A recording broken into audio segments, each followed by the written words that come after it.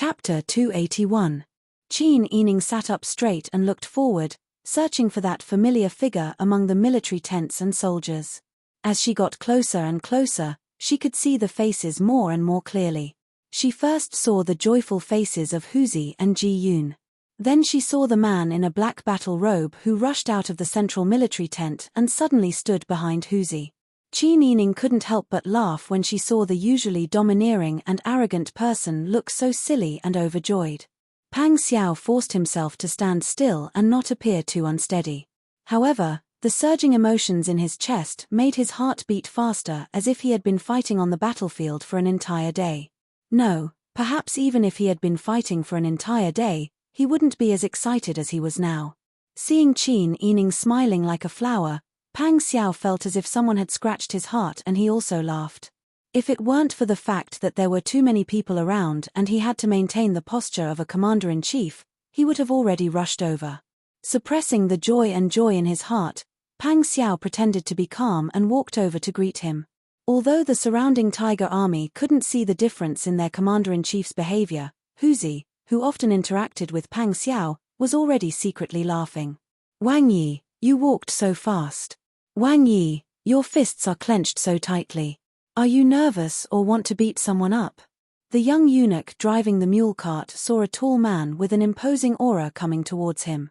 He thought that this was most likely the evil spirit with the surname Yun, and was so scared that he almost peed on the spot. His hands and feet stiffly stopped the cart, jumped off, and knelt far away. His forehead touched the ground and he trembled like a sieve. How could Pang Xiao have the time to look at other people? At this moment, his heart and eyes were only filled with Qin Yining. "You're here." Qin Yining smiled and nodded. He got out of the car and bowed. "Greetings, Wang Yi." Pang Xiao could not bear to see her suffer even the slightest grievance. Without waiting for her to bend her knees, he had already lifted her up and pulled her to his side. From his bosom, he took out the string of red bean bracelet with plum flower tassels tied on it and put it back on her. His big hand carefully tied the string into a beautiful and delicate little bow. Qin Yining raised his head to look at his focused expression, and his eyes gradually became moist. Pang Xiao placed her hand in his large, rough palm and admired it carefully. He patted her head lovingly and said, "Let's go. We'll talk inside." After saying that, he took Qin Yining's hand and walked towards the barracks. Seeing their prince coming back while holding the beautiful lady's hand, the brave tiger army made way for the two of them at the same time. The young lady was delicate and weak, with a pink face and peachy cheeks. The brave tiger army made way for the two of them. When they got closer, they realized that the beauty in plain clothes was actually the one who came for the peace talks. Some people still remembered that their own Wang Yi had put his hands on his hips and said, "You'll be mine sooner or later." Jinghu Wei also remembered the scene when Wang Yi brought them into the capital and robbed the execution ground in front of the Meridian Gate. Wang Yi was indeed a real man, a real man. What kind of woman couldn't he get? Looking at the current situation, the beauty had already submitted to Wang Yi. Good. Good. Wang Yi is mighty. Wang Yi is mighty. The surrounding cheers seemed to slow down by half a beat. The soldiers clapped their hands and cheered loudly. The crowd was in high spirits.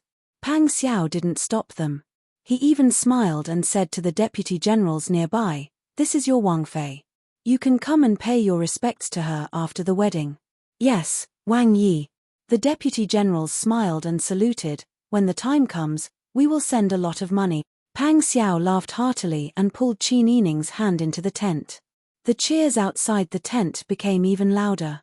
Qin Yining heard Huzi say from outside, "Go away, go away. Do what you need to do. Don't cause trouble here. Have you finished what Wang Yi asked you to do?" Qin Yining was so embarrassed that he wished he could find a hole to hide in. He didn't know what these people would say about the situation inside the tent. "What were you saying just now? When did I say I was going to marry you?"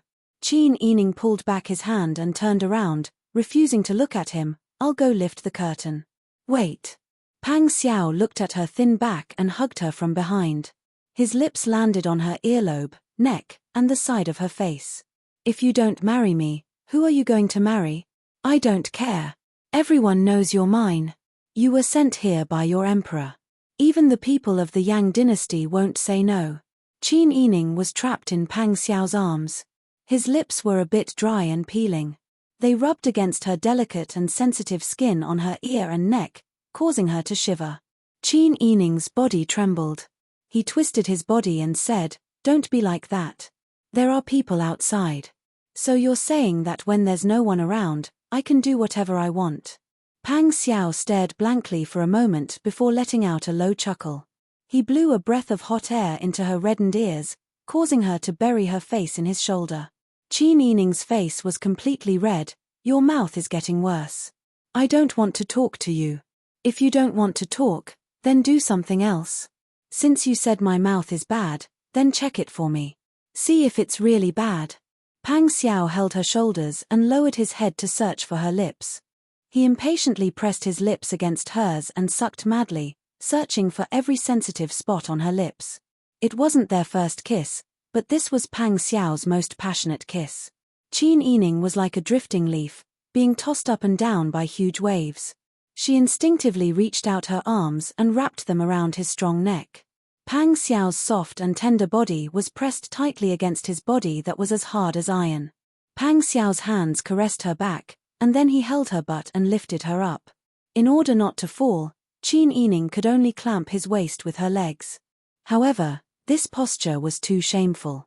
She was shy, embarrassed, and scared.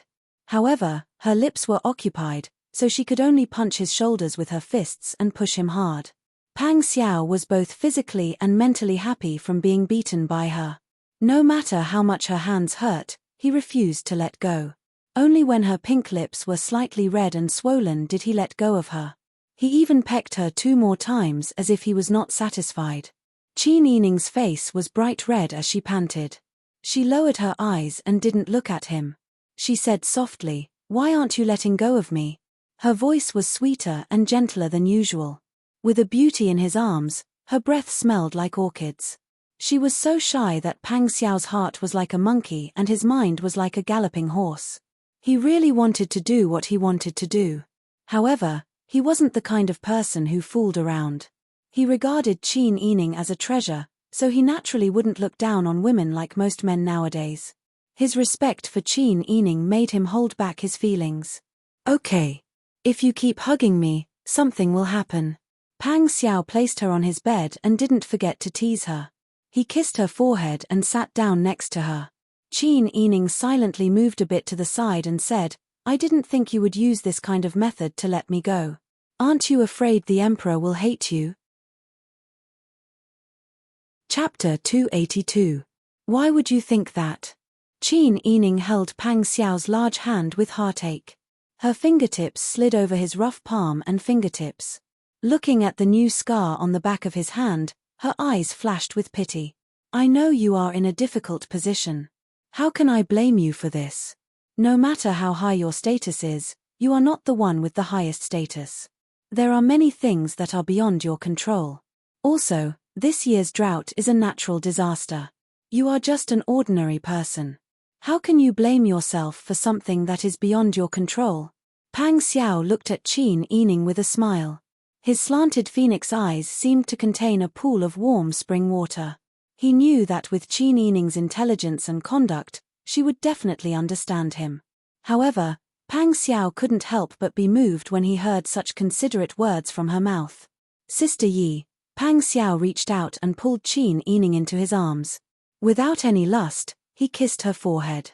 "You are so good." His voice was low and pleasant, but it was slightly hoarse because he was moved. His warm breath blew into Qin Yining's ears. Qin Yining's ears were numb and hot, but she didn't want to move away. She just obediently leaned into his arms and closed her eyes to enjoy this moment of peace and tranquility. She and Pang Xiao hadn't had a chance to be together like this for a long time. They just held each other like this and didn't think about anything else. They put down all their burdens. At this time, he wasn't the Prince Zhongxian of Daeju, and she wasn't the daughter of the Grand Preceptor of Dian. They were just a man and a woman who loved each other. The Emperor had decided to surrender. Then they didn't need to be placed on the opposite side and didn't need to be tied down by so many worldly things. Perhaps it was because she was too relaxed, The exhaustion from not having much rest last night came back. Qin Yining was sleepy and tired. She wrapped her arms around Pang Xiao's waist and said in a muffled voice, "I will sleep for a while. I've asked someone to prepare the ingredients. I'll cook a bowl of noodles for you now. Eat your fill before you sleep, okay?" Pang Xiao knew that Qin Yining had been starving during this period of time. Her heart ached. How could she bear to let her sleep on an empty stomach? Qin Yining shook his head and muttered, "No." His breathing gradually stabilized, and he fell into a deep sleep as he spoke. Pang Xiao lowered his head and looked at the person who could fall asleep in his arms.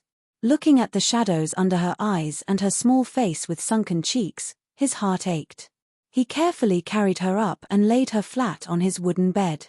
He removed her embroidered shoes and covered her with a thin blanket. Her long hair was spread out on the blue mattress, and the glossy black satin had now dimmed. Her white face appeared even paler under the contrast of the dark pillowcase. Pang Xiao looked at her with heartache. He stood by the bed in a daze until he was certain that she had fallen into a deep sleep. Then he quietly lay down on his side, one hand supporting his head, and looked at her intently. He used his finger to trace her long, shapely eyebrows from a distance. His finger brushed past her butterfly-like eyelashes, glided past her tall nose, and finally landed on her lips. This was the second time they had shared a bed. Pang Xiao stayed with her like this, looking at her until he unknowingly fell asleep. Pang Xiao was resting with his future Wang Fei in the tent. Who dared to disturb them? Not to mention disturbances, if anyone came within 10 zhong of them, they would be chased away by Huzi and Jinghu Wei. It was so noisy that the people in the military camp had to avoid the main commander's tent. Mu Jinghu's request to see Pang Xiao was unsuccessful, and he could only go to eat under Huzi's arrangements. Wang Yi did not come out, and no one went to call him. Huzi did not dare to go near to ask.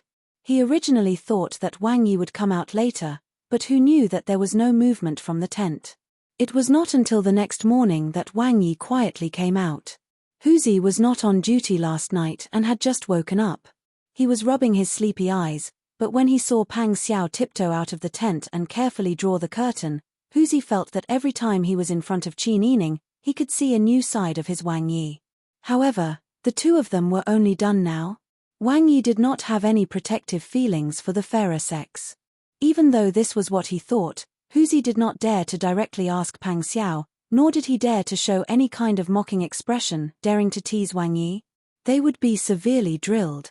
They would not stop until they were tired to the point of vomiting blood. Pang Xiao cast a sidelong glance at Huzi, who had a serious expression on his face, until he was so nervous that his body tensed up. She then turned around and said, "Go and call Ji Yun and Bing Tang over to accompany the young lady. I will go and prepare the meal." Wang Yi planned to cook in the military camp. It would not look good if so many people saw it. It would seriously affect Wang Yi's image. However, Huzi did not dare to persuade her. He could only accept the order and call Bing Tang and Ji Yun over. The two maidservants also thought that something would happen between Qin Yining and Pang Xiao, who knew that Qin Yining was simply sleeping in Pang Xiao's tent. When Qin Yining woke up and got up, the two maidservants quickly helped her wash up and dress up. At this time, Pang Xiao also brought in the flatbread and 4 kinds of side dishes. Huzi followed behind her with a large pot of porridge. Pang Xiao and Qin Yining had received special training in this area when eating, so the two of them ate very elegantly. Perhaps because she was too happy to see Pang Xiao, Qin Yining's appetite was very good. She ate half a flatbread and a bowl of porridge. After the meal, Qin Yining and Pang Xiao talked about serious matters. "Before I came here, I was kidnapped by Duke Angua." When Duke Angua was talking, he accidentally revealed that he had connections with Da Ju's secret envoy. Secret envoy? Pang Xiao raised her eyebrows in surprise. How could there be a secret envoy? How come I, the commander-in-chief of the Southern Tiger Army, didn't know about this? Qin Yining sneered. "Do you know what the secret envoy and Duke Angua talked about? The secret envoy wanted to kill you with a borrowed knife. He wanted to use Duke Angua to get rid of you, and then frame my father with the crime of murdering the prince. Since there was such a person, the other party naturally wouldn't let you know. Could it be that they wanted you to take precautions early on? Pang Xiao naturally knew that Qin Yining was right. He nodded and rubbed the bridge of his nose with his index finger. I understand what you said. Then do you know who the mastermind behind this could be? Pang Xiao touched her forehead with his large hand and smiled. Silly girl, think about it. If I die in battle, who will benefit the most?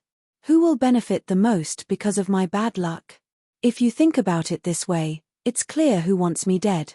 Qin Yining had already engraved the theory that the Ziwei Emperor star didn't ascend the throne into his heart. The Zhou dynasty's emperor must be afraid of this calculation, and if Pang Xiao died in battle, the ones who would benefit the most would be Da Zhu's new emperor and the officials who surrendered to Da Zhu from Beiji. Of the two, the former was to get rid of future troubles, the latter was because of a conflict of interest. Pang Xiao's existence was equivalent to fiercely suppressing them. If these people wanted to have a chance to rise up in court, getting rid of Pang Xiao was definitely their best choice. Qin Yining saw that Pang Xiao was calm and didn't show any emotion on his face.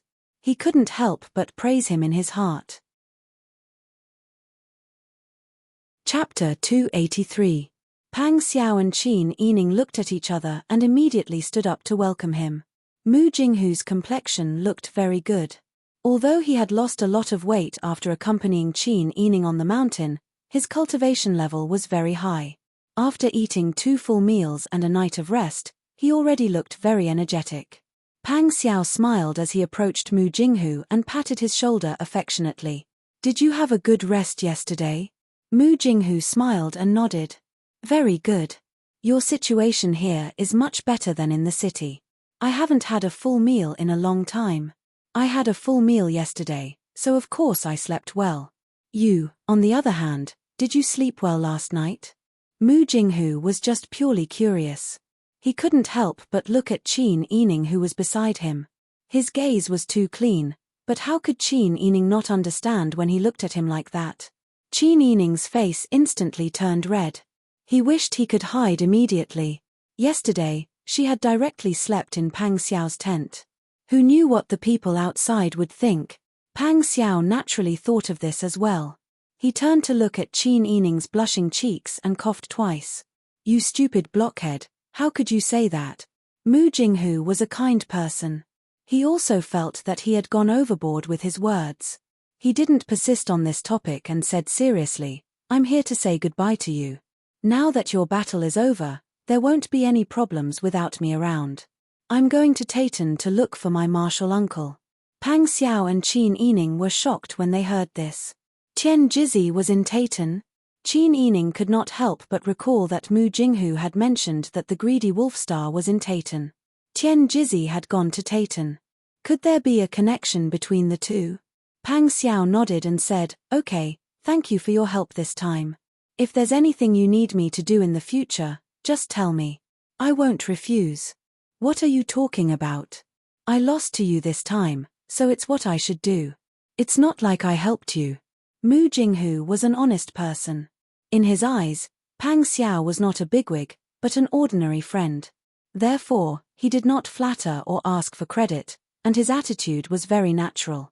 The more he did not take it to heart, the more precious his sincerity was. Pang Xiao patted his shoulder and said with a smile, When are you leaving?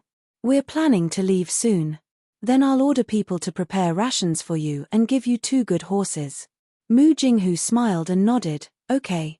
Qin Yining looked at the interaction between the two and could not help but smile. To have such a sincere friend was Pang Xiao's fortune. Percent at this time, Qin Huayuan was frowning slightly. He sat with his head down on the armchair next to the emperor and chatted with him. The emperor had gone to find the empress after returning to the palace yesterday. Then, there were rumors that the emperor and the empress had quarreled and that the emperor had whipped the empress. Qin Huayuan was not a person who would easily believe rumors. However, he had already seen through Yu Qiyang's personality. When Yu Qiyang saw the proof of allegiance, he was so angry that he could not control himself. If he was provoked by external forces, Qin Huayuan would not be surprised no matter what crazy things the emperor did. Qin Huayuan watched as Yu Qiyang rambled on, as if he had something to say to him but could not open his mouth. Thus, He did not rush him and just listened quietly with a smile. Yu Qiyang had already talked about the local customs of Daju. There was nothing else to talk about. Thus, he used the action of drinking tea to hide his awkwardness.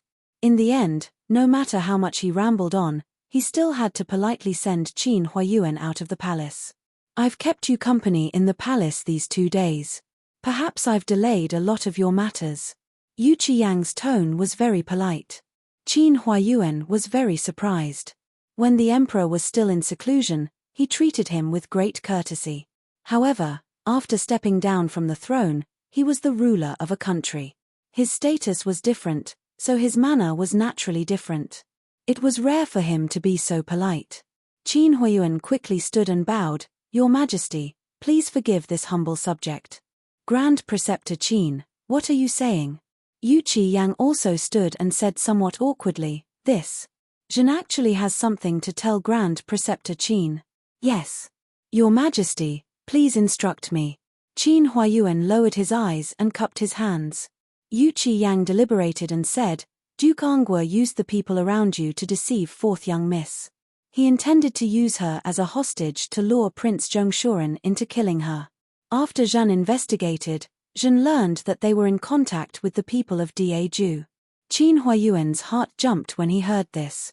The people around him who had enough status to deceive Qin Yining, other than Qi Tai, he could not think of anyone else. No wonder he had not seen Qi Tai for 2 days. Qin Huayuan said calmly, so that's how it is. Only these 4 words. Yu Qiyang was originally waiting for Qin Huayuan to ask. That way, he could take the opportunity to explain. Who knew that Qin Huayuan would only say this? How was he supposed to continue? Yu Qiyang could only cough twice to hide the embarrassment in his heart. He continued, when Zhen received the news, fourth young miss was already in the military camp. Zhen went to see if fourth young miss was well. Because they threatened Prince Zhongshuren, Prince Zhongshuren wrote Zhen a letter. Yu Qiyang paused.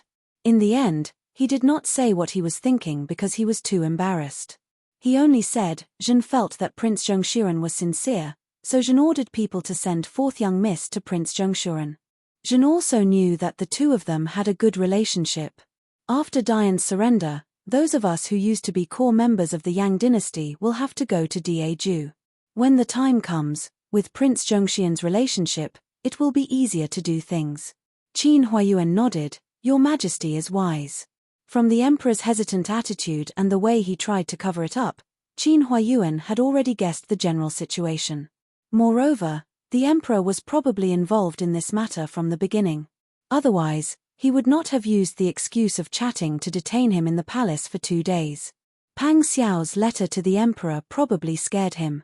Qin Huayuan's heart was boiling with anger. However, the matter was already in the past. Even if he pursued it, it would be useless. Although they had decided to surrender, everything had not yet begun. Yu Qiyang was still the emperor and still had the power to kill. Qin Huayuan felt that there was no need to shed all pretense of cordiality with him over a matter that was already in the past. Moreover, he believed in Pang Xiao's feelings for Qin Yining. Qin Yining would have a better life if he went to Pang Xiao's side. It would be better than suffering in the mountains. However, Qin Huayuan no longer had a good impression of the Yuqi family. However, he did not show his dissatisfaction. He still had his usual respectful and humble appearance. He saluted and said, Your Majesty is wise. This way of handling things is also good. Prince Zhongshuren is the sworn brother of the Zhou dynasty's emperor. Presumably, being on good terms with him is also beneficial to Your Majesty. Qin Huayuan did not show the slightest bit of dissatisfaction. Instead, he said such understanding words. This made Yu Qiyang feel embarrassed. He attentively spoke with Qin Huayuan for a while before ordering his bodyguards to escort Qin Huayuan back to Ningyuan. He also asked the bodyguards to bring some food for Qin Huayuan. After Qin Huayuan thanked the emperor for his kindness, he immediately returned to Ningyuan to reunite with his family. Because Qin Yining had been missing for 2 days, the people on the mountain were almost crazy with worry. The Sun clan had already cried over and over again. When they saw Qin Huayuan and Cao Yuqing return, they hurriedly rushed over and anxiously said, you're finally back. Sister Yi is missing.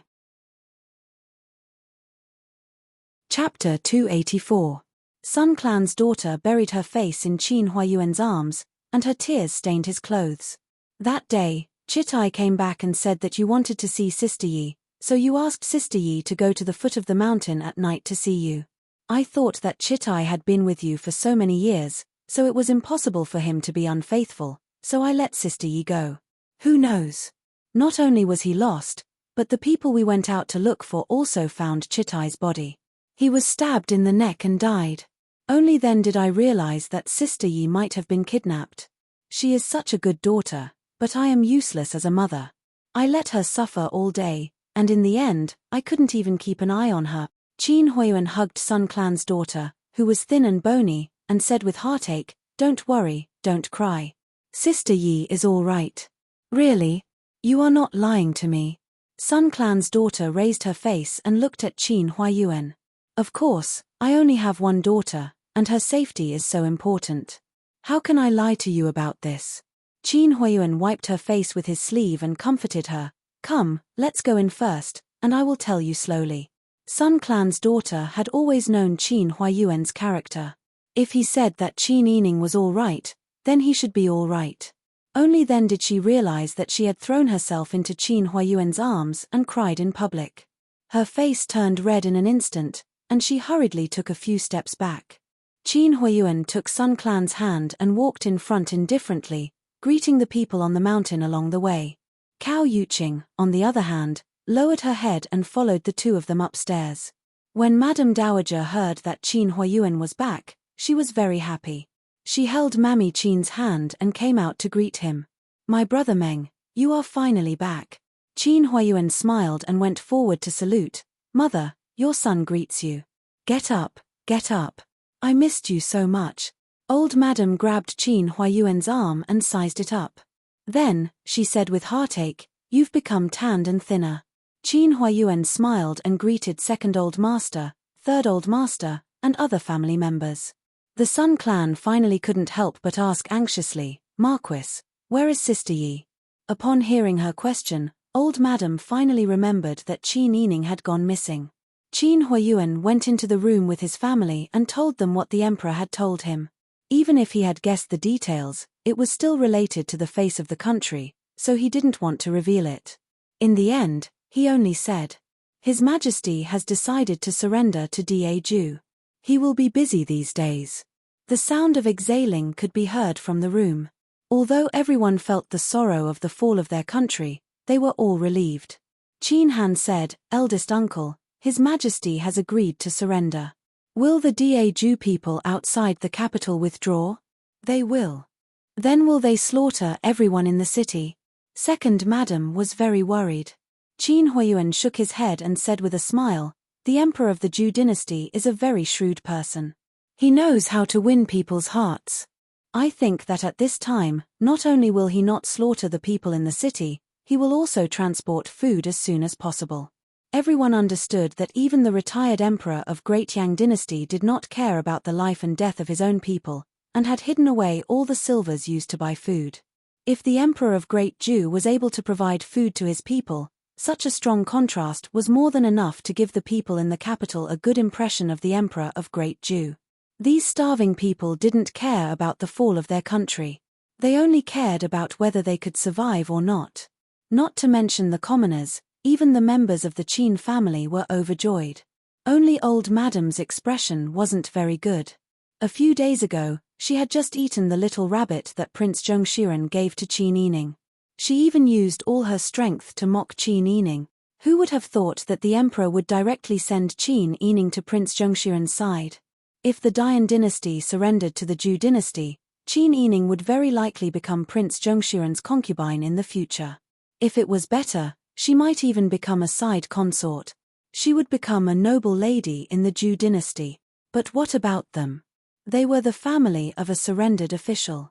Their life and death were in the hands of others. One sentence could decide their future, that is to say, Sister Yi is still very much liked by Prince Zhongshiren. Old Madam's voice was a bit hoarse. Han's second young mistress also looked at Qin Huayuan with her watery eyes. Obviously, She and old Madam thought of the same thing. She now regretted her actions. She really shouldn't have urged old Madam to eat Qin Yining's pet. That little rabbit was just like what Qin Yining said. It didn't have any meat on its body. It wasn't even enough to fill the gaps between her teeth. At that time, she only wanted to eat a little bit. She even secretly scolded Qin Yining for being pretentious. She was about to starve to death and still refused to eat that little rabbit. Who would have thought that the rabbit was a love token that Prince Zhongshuren gave to Qin Yining? And Qin Yining was going to become a Wangfei? Han's second young mistress regretted so much that her intestines turned green. Qin Huayuan saw that his old mother and niece-in-law had this kind of expression. He guessed that something must have happened that he didn't know about. He said calmly, "Yen. Prince Zhongshuren likes Sister Yi a lot. If there are no accidents, she will become a Wangfei." Old Madam laughed dryly. That's good, that's good. In the end, it's our family's Sister Yi who has the ability. In the future, we will have to rely on her." Han's second young mistress also nodded with a smile. However, that smile was stiff. Even Qin Han, who was supporting her at the side, could see some clues. It was just that Qin Han didn't ask directly. Qin Huayuan peacefully stayed on the mountain for 2 days. In these 2 days, the tiger army that was guarding the city gates had indeed withdrawn. The city gates opened wide and allowed the common people to enter and exit like before. The refugees who were struggling at death's door stumbled outside to find a way out. Many people were so hungry that they didn't have any strength left.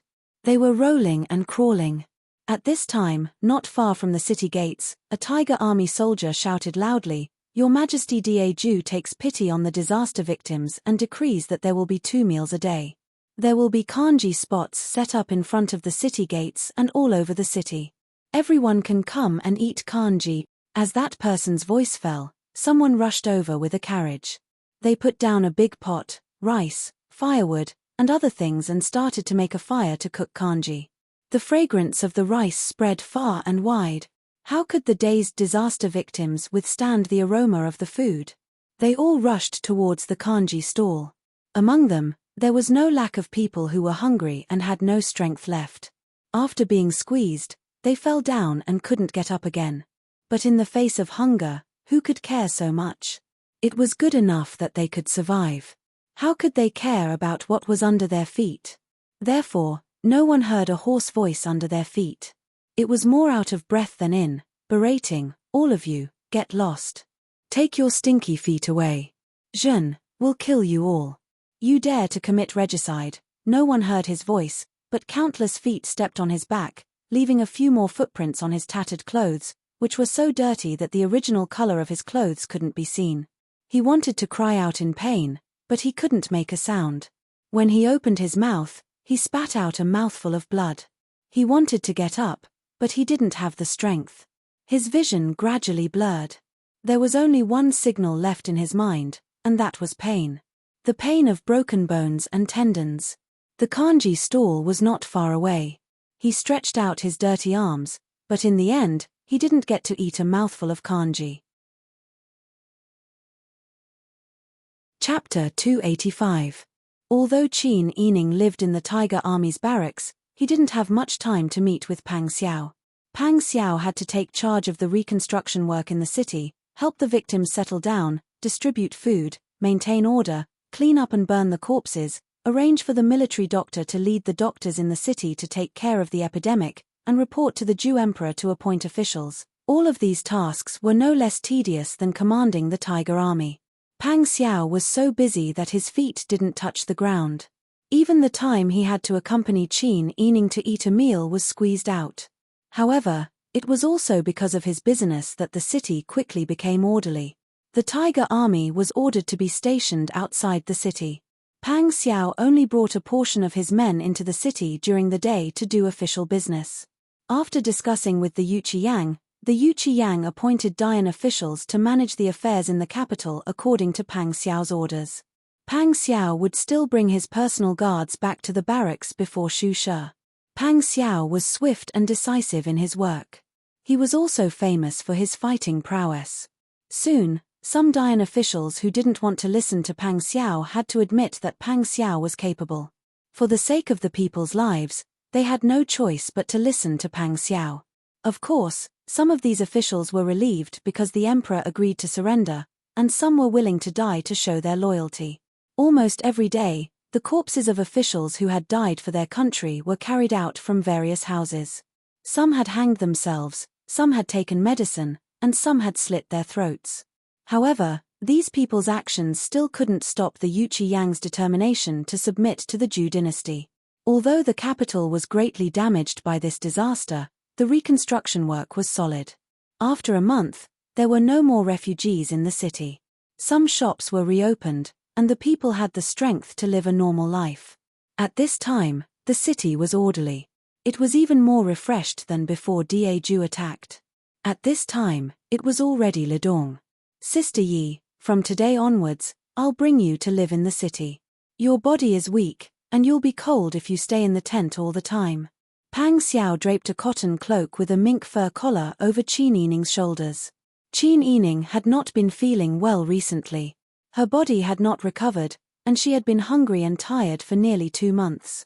After she came to Pang Xiao's side, once she completely let go of her tense emotions, her weakness came to her. It rained a few days ago, and the weather was cold. Qin Yining caught a cold after being exposed to the wind. She had a fever for the past few days. Pang Xiao could hear her coughing every day when she came back from work. Pang Xiao knew that he couldn't selfishly keep her in the military camp just to spend more time with her. Qin Yining smiled and said, "It's fine. I don't think I'll be as happy at your place even if I go back." She was staying at Pang Xiao's place now. Although Pang Xiao was very busy during the day, they could still see each other every day. In any case, Pang Xiao had already made it clear that Qin Yining was his woman. There was no way she could avoid him. She might as well put down her reputation and focus on enjoying their rare chance to be together. If she went back to the city, it would not be so easy for them to see each other again. How could Pang Xiao not know what Qin Yining was thinking? He lovingly stroked her head and smiled. "All right, since you want to stay with me, I'll ask them to prepare enough silver frost charcoal for you. Actually, if I let you go back, I won't feel at ease. It's better to keep you under my watch." Qin Yining covered her mouth and coughed twice. Then she slowly leaned on Pang Xiao's shoulder. At this moment, Hu's anxious voice suddenly came from outside. "Wang Yi, Your Majesty sent someone." When Qin Yining heard this, she looked up at Pang Xiao. At this time, Emperor Zhu sent someone to see Pang Xiao. Could it be that there was a new decree? Pang Xiao narrowed his eyes and gradually guessed a few possibilities. A dark whirlpool seemed to be brewing in his phoenix eyes. However, when facing Qin Yining, he was still as gentle as ever. "It's fine. I'll go take a look. You can rest here. I'll ask Ji Yun and Bing Tang to accompany you." "Okay." Qin Yining nodded obediently. Her long hair slid to her chest as she nodded. Pang Xiao got up and put his arms around her neck. He leaned over and kissed her forehead. Only then did he leave. In the command tent, Pang Xiao strode in and saw a familiar person. This king was wondering who it was. "It's official Lian. I haven't seen official Lian for a long time. Your complexion looks much better." Pang Xiao sat down on the main seat with a faint smile. He pointed to the seat next to him. "Official Lian, please sit." Lian Shengjie was already afraid of Pang Xiao. When he saw him raise his arm, he became nervous. He was afraid that he would be beaten again. However, when he thought of the purpose of his visit and the fact that he had the Emperor's support, he finally gathered his courage. He clasped his hands behind his back and proudly said, "Prince Zhengshiren is too polite. However, as an imperial envoy, this official came with your Majesty's decree. Prince Zhengshiren, please listen to the decree." When Pang Xiao heard this, his expression became serious. He stood up and saluted. Lian Shengjie proudly said, "Your Majesty's decree is, this time, Prince Zhengshiren has performed a meritorious service." Zhen is very relieved. Zhen hasn't seen Pang Zhishi for a long time and misses him very much. Dian's surrender ceremony in the capital is long and tedious. If we arrange for Pang Zhishi to do it, it will waste a lot of time. How long will it take for Zhen to see him? Therefore, I'll leave this matter to you. Order Pang Zhishi to quickly return to the capital. Lian Shengjie repeated the emperor's words without missing a word. He felt more confident. He faked a smile and said, Your Majesty really treats Prince Zhongshuren well. I'm afraid that you'll be too tired from rebuilding the Yang dynasty in the capital. Therefore, I won't trouble you with the surrender ceremony. Please immediately return to the capital. Pang Xiao's expression was the same as usual. The corners of his lips curled up slightly. Your Majesty really knows how to choose the right time.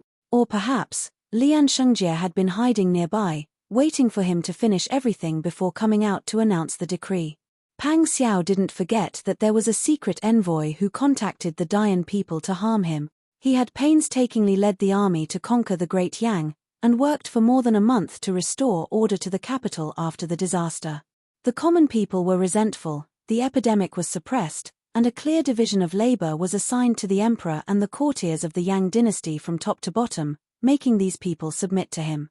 He put in so much effort and hardships, but when it came to the surrender ceremony, he wasn't allowed to preside over it. Accepting the surrender of the Yuqi Yang was such a big event that it would be recorded in the history books. As a soldier of Daju, it was an extremely honorable thing. It was an honor that he deserved after working so hard for so long. However, Your Majesty urgently summoned him back to the capital and didn't give him this honor. Although Pang Xiao knew that Your Majesty was afraid of him, he didn't expect him to be so obvious. How about it? Prince Zhongshuren, you should quickly pack up and prepare to go back. Chapter 286. Such blatant insults and threats. If someone else had said such words, Lian Shengjie would have already made a scene. However, he did not dare to have such a temper in front of Pang Xiao. He could only suppress his dissatisfaction and jealousy as he said with a stiff expression, If Wang Yi has the time to bicker with me, why don't you go back and prepare for your return to the capital? Your Majesty's intention is that the Tiger army is strong and is afraid that there will be trouble in the capital of the Yang dynasty. Therefore, the Tiger army will be temporarily stationed there.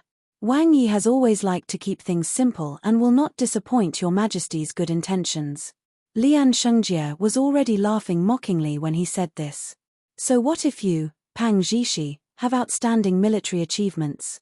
Isn't it just a single word from the emperor that can decide whether you stay or leave, or even whether you live or die? Leaving the Tiger army in the capital was equivalent to Pang Xiao not bringing his own troops back to the capital. If Emperor Zhu made any moves that were disadvantageous to him, he would not have the ability to defend himself or counterattack. As a result, Lian Shengjie felt that his anger could be vented. Pang Zhishi was only tyrannical outside, but in front of the emperor, wasn't he as obedient as a cat? Although Pang Xiao knew that Zhu Di must be afraid of him, he did not expect that after he had just subdued Great Yang, Zhu Di would reveal his intention to kill Great Yang in such a straightforward manner. It seemed that Zhu Di's fear of him had reached the point where he didn't care about his own reputation and only wanted to suppress him. Seeing Lian Shengjie's smug face, Pang Xiao felt very sick of it. However, this was human nature. The emperor had expressed his fear of him, so how could he expect his subordinates to not have any thoughts? In the end, it was his good brother who caused this. Pang Xiao stood up and dusted his robe. Lian Shengjie was so scared that his heart skipped a beat. He took a few steps back in a panic, and his heart beat like a drum. He was afraid that Pang Xiao would kill him directly. Because even if Pang Xiao really killed him, Your Majesty probably wouldn't do anything to Pang Xiao. Seeing Lian Shengjie's embarrassed and fearful appearance, Pang Xiao coldly snorted. If he really killed this coward now, not only would he dirty his hands, he would also cause more trouble in the future. Thinking of this, Pang Xiao brushed past him. When Pang Xiao's figure disappeared in front of the door, Lian Shengjie finally let out a long sigh of relief and sat down to wipe his sweat. That evil fetus was finally going to leave. If he had stayed, he would have gotten a heart attack sooner or later. Pang Xiao returned to the tent. As soon as he lifted the curtain and entered, he heard Qin Yining cough a few times. He couldn't help but frown with worry. He asked Bing Tang in a low voice, "Why is your Mrs. Body still not getting better? She has taken a lot of medicine. If this is the case, How can I be at ease? Bing Tang said, if the miss wants her body to fully recover, she will need to rest for at least a year. Pang Xiao frowned and sat next to Qin Yining. Qin Yining took the tea that Ji Yun brought over and took a few sips. He smiled and asked, Does your Majesty have other orders for you? Are you going to leave here? Pang Xiao froze when he heard this. How did you know? Qin Yining smiled and said, When you just said how can I be at ease, I could tell that you wanted to leave. Seeing that the two of them were talking, Ji Yun and Bing Tang left. Pang Xiao pulled Qin Yining's hand and kissed his fingertips a few times. He then said in a dejected tone, Your Majesty has urgently summoned me back to the capital. I am not allowed to participate in the surrender ceremony. Qin Yining nodded in understanding. I see. He naturally doesn't want you to be in the limelight. Since there is an imperial edict, you have to leave. Yes. Pang Xiao said gloomily, I really don't have a choice. I can't bear to part with you. Why don't you come with me? Although we haven't been together all the time, we still see each other every day. I can't bear to be separated suddenly. Qin Yining was amused by his rare childish tone. How old are you? You still say such unreliable things. How can I leave with you at this time? Wouldn't that be eloping with you? A eloper is a concubine. Could it be that you, Pang Zhishi, want to use the status of a concubine to send me away? Her tone was light and was completely joking. However, Pang Xiao was very serious. He actually sat up straight and thought carefully for a moment. Then, he said seriously, Forget it. You are right. I will send you home later. The rest of the matter can wait until you follow your family to the capital. Qin Yining asked, How can you be sure that my family will definitely go to the capital? Your Majesty means that all the Dayan officials above the 4th rank will be given preferential treatment as long as they are willing to surrender. As for a famous official like Grand Preceptor Qin, he naturally can't be allowed to stay in the old capital of the Yang dynasty.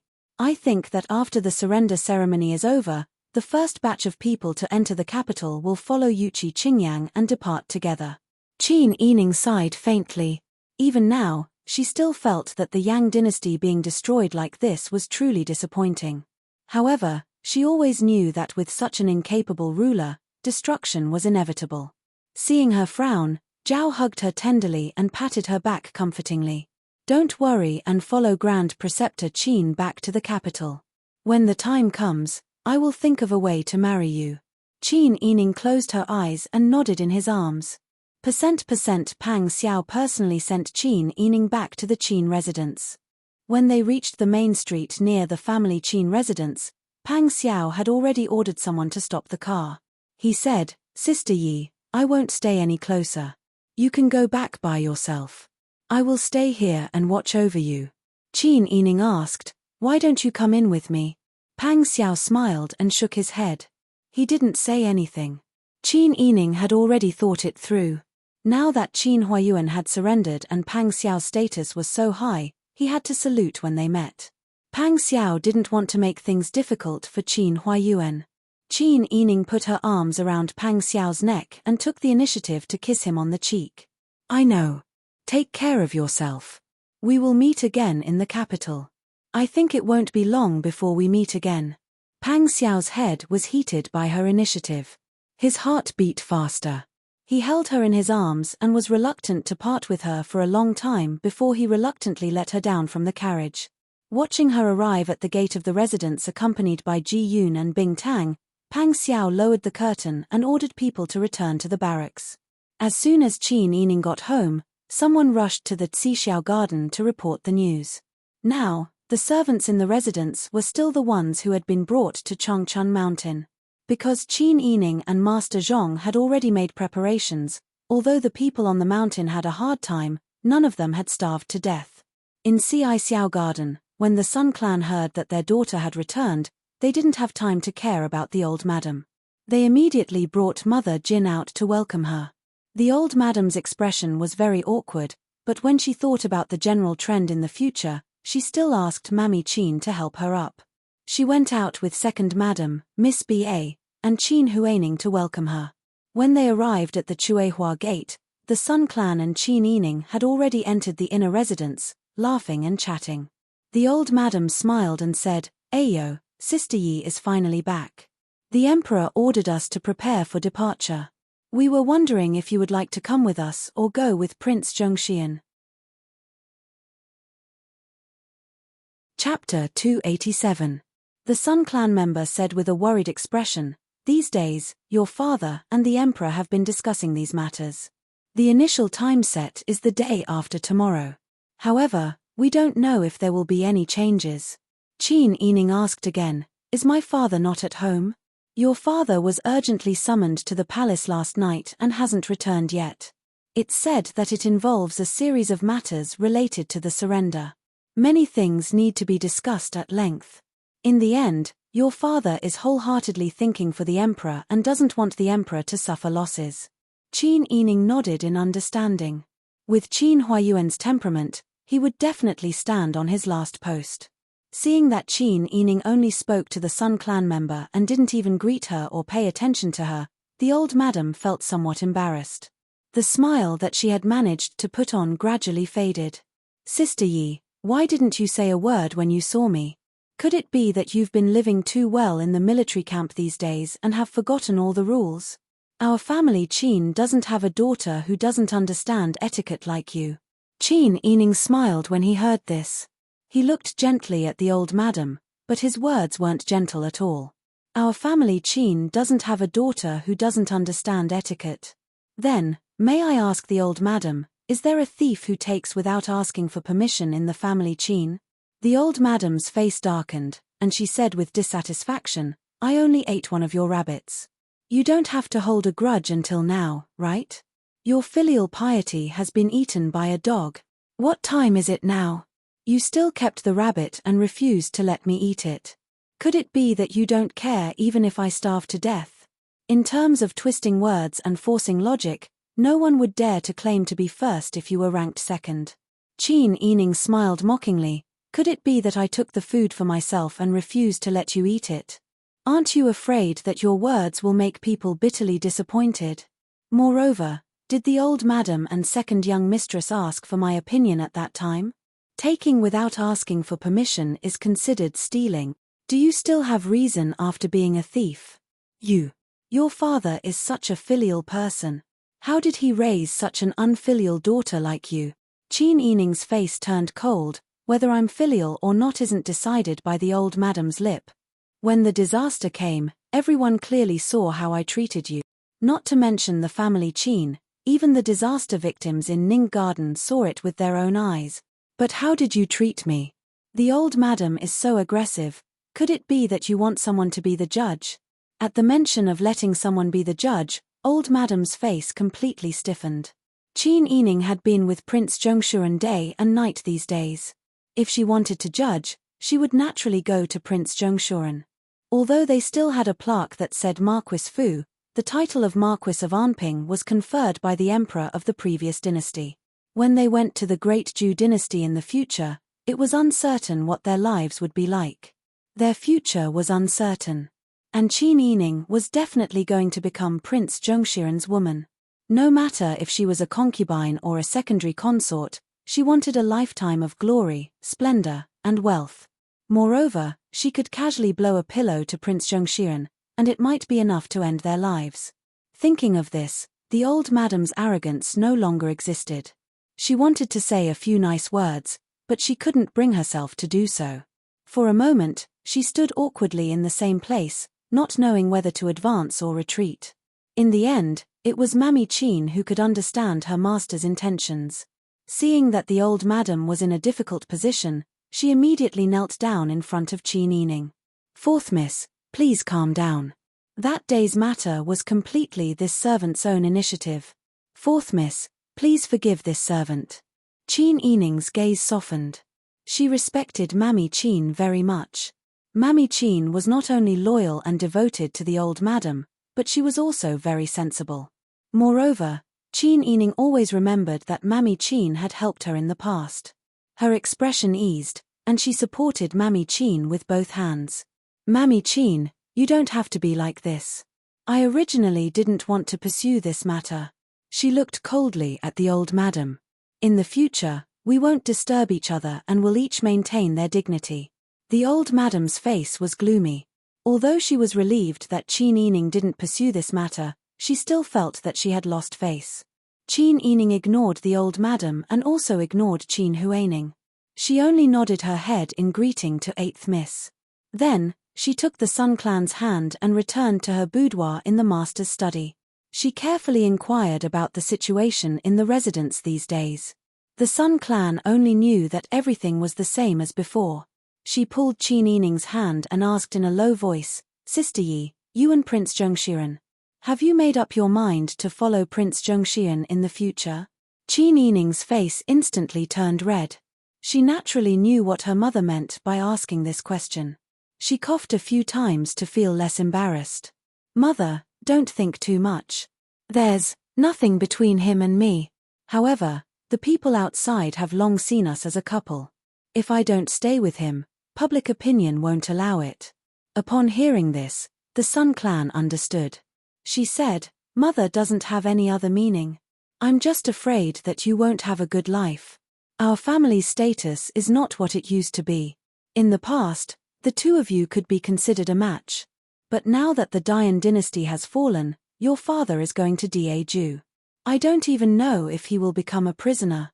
I'm just afraid that you will suffer." Qin Yining obediently leaned on the Sun Clan's shoulder. She smiled and said, "I know that mother is worried about me. However, you can rest assured. Daeju's emperor is a very shrewd person.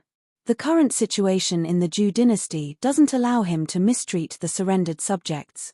Therefore, if our family goes to Daeju, not only will we not lose our lives, perhaps father will have more room for development." "Really?" The Sun Clan looked hopefully at Qin Yining. Qin Yining smiled and said, "Of course, it's true. After all, Daeju was established not long ago. At that time, the successive years of war had already emptied Biji's treasury. The Zhou dynasty took over a mess. In addition, in the past 2 years, the north of Daeju was harassed by the Taitan. In the south, there was also a war with us. The losses from the war were huge. If the Zhou dynasty wants to stabilize the country, it will need at least 20 years of peace and prosperity to develop the economy and recuperate. In order to develop this, it needs capable subjects and talents. The Zhou dynasty's emperor is not an incapable ruler like our retired emperor. He won't kill the goose that lays the golden eggs.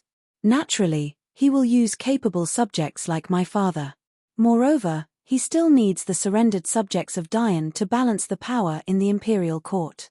The Sun Clan was not stupid. If she had to think about these things on her own, she might not be able to understand. However, she could understand when Qin Yining explained it to her. "What do you mean by balance?" "The art of an emperor is to balance the power. The current situation in the imperial court of Daeju consists of the trusted subordinates who followed the Zhou dynasty's emperor to conquer the world and the surrendered subjects of Biji who surrendered to the Zhou dynasty. The Zhou emperor is in urgent need of a third team to join. Only when the 3 of them keep each other in check can the most stable situation be formed. My father happens to be the representative of the surrendered subjects of the Yang dynasty. Therefore, mother, you can rest assured that not only will the Zhou dynasty's emperor not mistreat our family, but he will also use my father in the short term." Hearing Qin Yining's thorough analysis of the situation, the Sun Clan's heart finally calmed down. Just as she was about to speak, she heard Qin Huayuan outside the door laugh and say, "It seems that Sister Yi has improved again." "Father." Qin Yining stood up happily. The door was opened, and Qin Huayuan walked in with a smile. "I didn't expect to hear you whispering to your mother when I rarely come to see you." "Father, please excuse me." Qin Yining bowed to Qin Huayuan and then asked, "Father, have you seen the Lian Shengjie? Did he make any other unreasonable demands?" Chapter 288. Qin Huayuan thought for a moment and realized that Qin Yining must have seen Lian Shengjie in the barracks. He smiled and said, "He didn't do anything excessive this time. However, since the emperor surrendered, his position is naturally lower than Daeju's.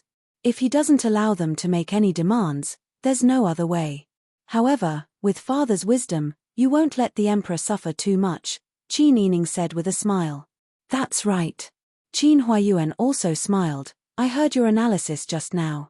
Perhaps when I go to the Great Zhou dynasty, I will have more space to fulfill my ambitions.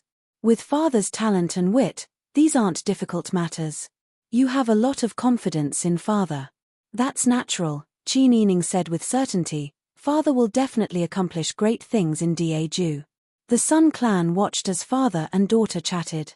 Although she couldn't get a word in edgewise, the satisfaction in her heart was unprecedented. At this moment, she suddenly felt that she could already be content with her life. There was no need to hate or be jealous of Cao Yuqing. Cao Yuqing was indeed young and beautiful, but so what? No matter what, she was the one who had a daughter with Qin Huayuan. Qin Huayuan acknowledged her as his first wife. No matter how beautiful Cao Yuqing was, she was still only a concubine. During this period of time, whenever the Sun clan thought of Cao Yuqing's personal bodyguard when Qin Huayuan defended the city, she felt as if a 1,000-pound stone had been placed on her heart, making it hard for her to breathe. However, now that the family of three was reunited, the knots in her heart that couldn't be untied were suddenly untied. Percent over the next 2 days, many of the wealthy families in the capital were intensely preparing for the trip. The family Qin was naturally taken care of by second master and third master with Qin Yu and Qin Han. Qin Yining, on the other hand, met manager Zhong in private. Don't worry, boss. I've already dealt with the matters you've assigned me. Previously, when we purchased those lands in secret, I've done a careful calculation. The total amount of fertile farmlands and paddy fields in the capital city and the surrounding areas accounted for more than 60% of the total farmlands in the surrounding areas. Together with those paddy fields and terraced farmlands we purchased outside, you are now considered as one of the top landlords in Great Yang Dynasty. Qin Yining nodded and said, "These lands are not under my name, right? Don't worry, the people I've arranged are all proper people. No matter how they investigate, they won't be able to trace it back to you." That's good. Before we set off, let's arrange for the disaster victims in Ning Garden to be relocated to various residences. Now that there's no more fighting, this place is part of Daju's territory. They can earn their own living and rebuild their homes. Yes. Master Zhong was full of admiration. They owe you a debt of gratitude for saving their lives. Now that you've arranged work for them, they'll be even more grateful to you. Qin Yining smiled and shook his head. My original intention in doing this wasn't to make people feel grateful. Consider this an additional reward. But have you really decided to go to Daju? Of course, Master Zhong said. The Dian dynasty has been destroyed, and the existence of the Zhao Yun agency is history. In the future, we won't need to hire prisoners to work. Those prisoners will probably be pardoned soon. Our inns and restaurants will just be ordinary inns and restaurants in the future. I'm thinking that when doing business, the bigger business opportunities will naturally be in the more prosperous cities. When Qin Yining saw Master Zhong's high-spirited appearance, he couldn't help but laugh. Actually, with you coming along, I'll feel more at ease. How about this? You don't have to rush to set off with me. I think that the people going to Daju's capital from here will have to be divided into several groups. Head shopkeeper, you can stay here and make some arrangements. It won't be too late to go to the capital after you've made your arrangements. When that time comes, I'll have a firm foothold in the capital, and we'll be able to do things as we did before. Master Zhong nodded repeatedly. I'll listen to boss. Qin Yining and Master Zhong discussed the details in detail. When they had come up with a solution for all the problems and unexpected situations that they could consider, they went their separate ways. At this time, Pang Xiao had already left with a few bodyguards. The official from Daju who accepted the Yuqi Yang's letter of surrender was the newly appointed Minister of Rights, Lian Shengjie. After a simple ceremony, the Yuqi Yang presented the letter of surrender. Lian Shengjie received the letter of surrender in high spirits, then immediately announced the decree of the Emperor of Daju. The former Emperor of Yang, Yuqi Yang, is conferred the title of Prince of Yang. His first wife, Lady Li, is conferred the title of Prince of Yang. He is bestowed a residence in the capital. After that, there was a series of rewards, but they were all just words. Lian Shengjie claimed that he had come in a hurry, and it wasn't convenient for him to travel all the way from Daju to Dian with valuables. Naturally, those rewards would have to wait for the Prince of Yang to arrive in the capital. Yu Qiyang's heart was filled with humiliation as he accepted the decree. He had gone from being the ruler of a country to a mere prince. His rank was even lower than Pang Xiao's. However, such was fate. With things as they were, Yu Qiyang had no other choice. He could only listen to whatever the people of Daju wanted. After the ceremony ended, Lian Shengjie gave another verbal decree. In 10 days, the families heading to the capital would depart. Everyone was ordered to be prepared. Percent Pang Xiao, who only brought Huzi and a few dozen Jinghu Wei, had already galloped through most of Daju and quickly arrived at the southern gate of the capital. Huzi led Pang Xiao's horse and said with a smile, "We're finally back. We've been traveling day and night for the past few days. The bumpy ride has made my bones feel like they're going to fall apart." Jinghu Wei beside him laughed, "Or did you not train enough? Why didn't I see Wang Yi complain about being tired? I heard you complaining the whole way. I don't believe that all of you are made of iron." Huzi laughed as he scolded. Suddenly, he stretched his neck to look in front of the southern gate. "Wang Yi, I think I see Marquis Dingbei." Pang Xiao looked in the direction of Huzi's finger, and saw a tall young man. He was clad in a snow-white fox fur coat. He was sitting upright on a fiery red horse. His face was expressionless as he looked in Pang Xiao's direction. The young man was even more beautiful than a woman. He had slender, sword-like eyebrows, sparkling peach blossom eyes, a high nose bridge, and thin lips. He looked like someone who had walked out of a painting. If one were to compare his facial features, Pang Xiao would be slightly inferior. Even if one were to compare Qin Yining with him, it could only be considered a draw. However, even though he was a handsome man whose every frown and smile was enough to move one's soul, his personality was as cold as ice and he was not amenable to human emotions. His extraordinarily handsome face rarely had a smile. His personality was cold and he was a man of few words. He was even more ruthless when it came to killing. He did not have much contact with Pang Xiao. However, he was the person that Pang Xiao was willing to become sworn brothers with. Pang Xiao stood in place and raised his eyebrows slightly with a smile. "Why have you also returned to the capital?" Chapter 289. Pang Xiao said, "It's almost done." Ji Ziyu jumped off his horse and threw the reins to his follower. He walked side by side with Pang Xiao. "Qin, did you kill him?" "No." The two entered the city and walked on the bustling streets of the capital. They did not speak for a while. They were both tall and handsome. One of them was wearing a black mink fur cloak and had an imposing aura. The other was wearing a white fox fur cloak and looked as cold as ice. They walked side by side and attracted the attention of many people in the capital. Many people recognized that the one in black was the commander of the Tiger Army, Prince Zhongshiren, Pang Xiao. The one in white was the commander of the Dragon Stallion Army, Marquis Dingbei, Ji Ziyu. However, because they were outside and no one knew if these two people with military power had important matters to discuss, no one came forward to disturb them. As Pang Xiao walked, he was worried about Qin Yining's health. The capital was located in the north. It was a place that Qin Yining had never been to before. She was already so cold in the south. How could she stand it here? Moreover, her body was weak and she did not have enough qi and blood.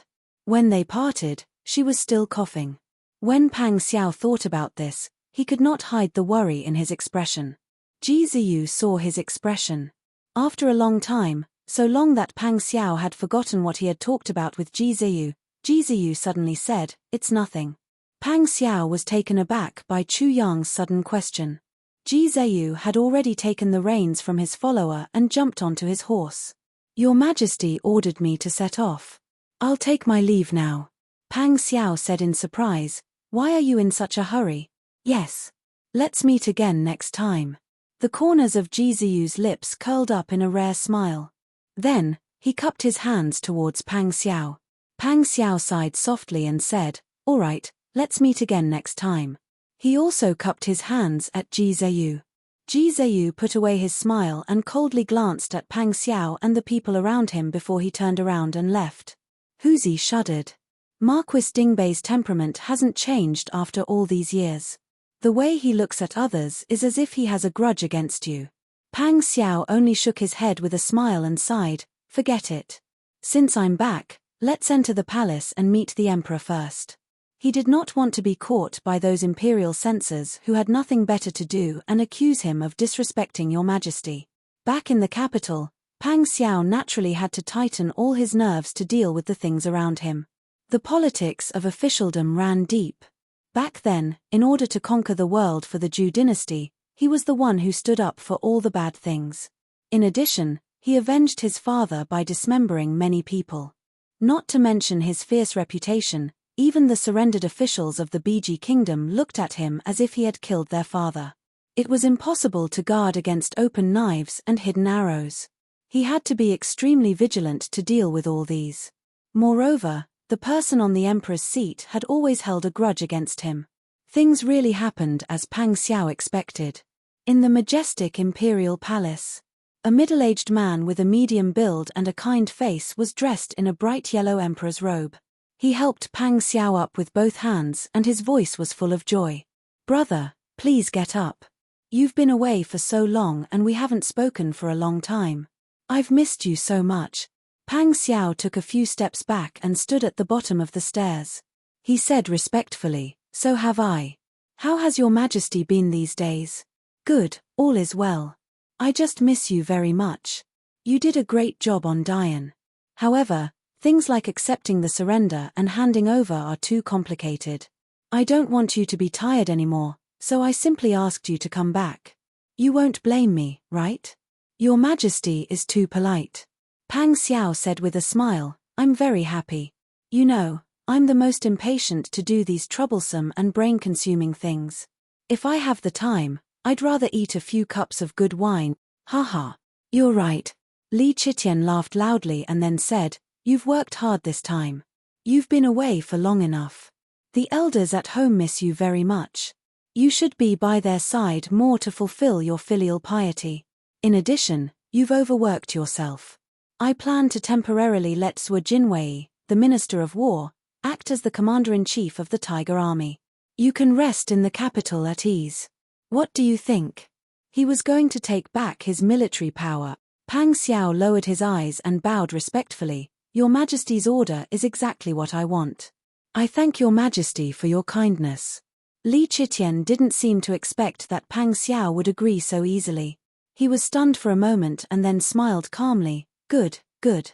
I'll give you 100 mu of fertile land, 100 taels of gold, and 10 beauties as concubines. You must rest well during this time. My Daju still depends on you. As long as your Majesty orders, I'm willing to sacrifice my life for it. Pang Xiao thanked him respectfully again. When he entered the palace, Pang Xiao was still the commander-in-chief of the Tiger Army.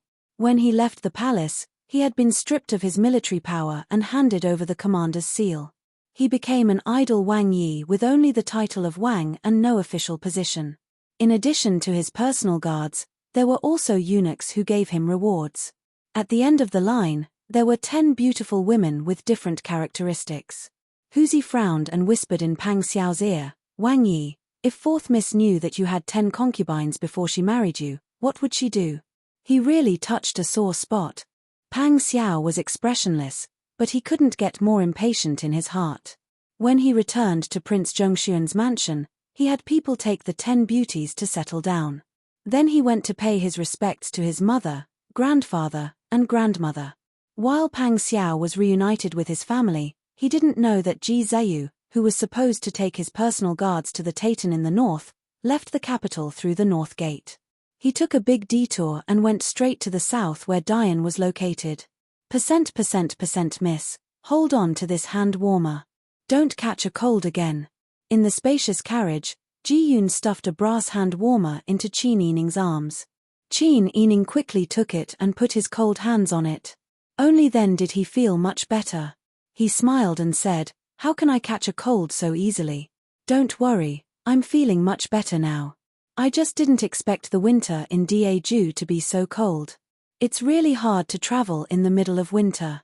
10 days ago, the county king of Daeju led his family and the first group of officials and family members who surrendered to Daeju on a journey to the capital of Daeju in the north. The Yang dynasty was located in the south. Even if it snowed in the winter, it was difficult to stand on the ground. However, the closer they got to the capital, the colder the weather became.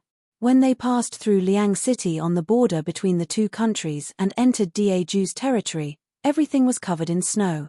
Pine and cypress trees stood tall in the mountains. People from the south could not adapt to such cold weather. Fortunately, Qin Yining had lived on the border for many years. He adapted better than the rest of the family. At that moment, there was a sudden commotion in front of the carriage. The carriage slowly came to a stop. Qin Yining asked curiously, "What's going on?" "I'll go take a look." Ji Yun jumped down from the carriage. For this journey, the Yuchi Yang, concubines, and palace servants were at the back of the procession. In front of them was the procession of the Anghua Duke's Li family. Further ahead was the procession of the imperial tutors Jiyu family. The fourth family in front was the family Qin. In front of the family Qin, there were more than 10 other families' carriages leading the way. Ji Yun craned her neck to look ahead. Suddenly, her expression changed drastically. Amidst the white snow, a large group of masked men dressed in animal skins charged into the carriages, brandishing their swords, spears, and clubs. They chopped down anyone they saw, especially the women in the carriages and palanquins. They dragged them out and chopped them to the ground one by one. Chapter 290. Qin Yining couldn't react in time. She didn't expect that the group that surrendered to the Dayan dynasty would encounter bandit. Their journey had been very smooth. Because they were surrendered subjects, their group was only escorted by 100 people from the Tiger Army. Most of the rest of the Tiger Army had already returned to the capital 10 days ago. As a surrendered subject, the Yuchi Yang were not allowed to bring any soldiers with them. They only had a few loyal guards with them. Family Qin was in a better situation. The silver-masked spies of the retired emperor had lost their previous master. Because the new emperor brought in new ministers, they weren't placed in an important position by the new emperor. They were now employed by Qin Huayuan. However, they were assigned to work by Qin Huayuan. There were only 4 silver-masked spies accompanying them. Including Cao Yuqing, there were only 5 of them. How could they protect the entire group? Qin Yining put on her soft-soled boots. Before she could get off the carriage, bandits in front of the group brandished large swords and galloped over on horseback. There were old, weak, women, and children in the group. For a moment, screams and screams could be heard. Some people fled in all directions, while others ran wildly with the carriages. The entire group was scattered. The 3 carriages in front of family Qin were also rushed in different directions by the bandits. Qin Yining looked through the window and saw Cao Yuqing jump into the Sun Clan's and Qin Huayuan's carriages. With a shake of the reins, she drove the carriage in the northwest direction. Ji Yun, who was standing in front of the carriage, had already lowered her body and narrowly avoided an arrow. "Miss, be careful." The other party was using bows and arrows. It was an indiscriminate massacre. They didn't want to rob them at all, nor did they want to leave anyone alive. In the carriage, Qin Yining hurriedly erected the square table in front of her. Qiu Lu and Bing Tang screamed and hid behind the table with Qin Yining. "Ji Yun, be careful." Qin Yining shrank her body as much as she could. She heard the continuous thud, thud, thud sounds of arrows hitting the roof and walls of the carriage. Then her hands shook and several arrows hit the upright square table. Qin Yining's eyes were about to split open. She anxiously shouted, "Ji Yun, hide. Don't worry about me." Outside the carriage, Ji Yun continuously rolled in the snow and finally hid behind a thick tree. But she was suppressed by the other party's arrows. She couldn't raise her head. Qin Yining's carriage driver was shot by a stray arrow. He was hit by a stray arrow. He Yining the horse's whip and the reins in his hands, SS Yining's horse's carriage, the carriage's horse's carriage, and the carriage's only horse's carriage STS escape was horse TS escape. The horse that was pulling the reins was also startled. It ran wildly and overturned the carriage. In the carriage, Qin Yining, Qiu Lu, and Bing Tang only felt the sky and earth spinning, and then they fell together heavily. At this time, the bandits' arrows were probably used up. They shouted and waved their clubs and swords again. Qin Yining hurriedly pushed Qiu Lu and Bing Tang. "Get out of here, quickly run." "Miss, I'm scared."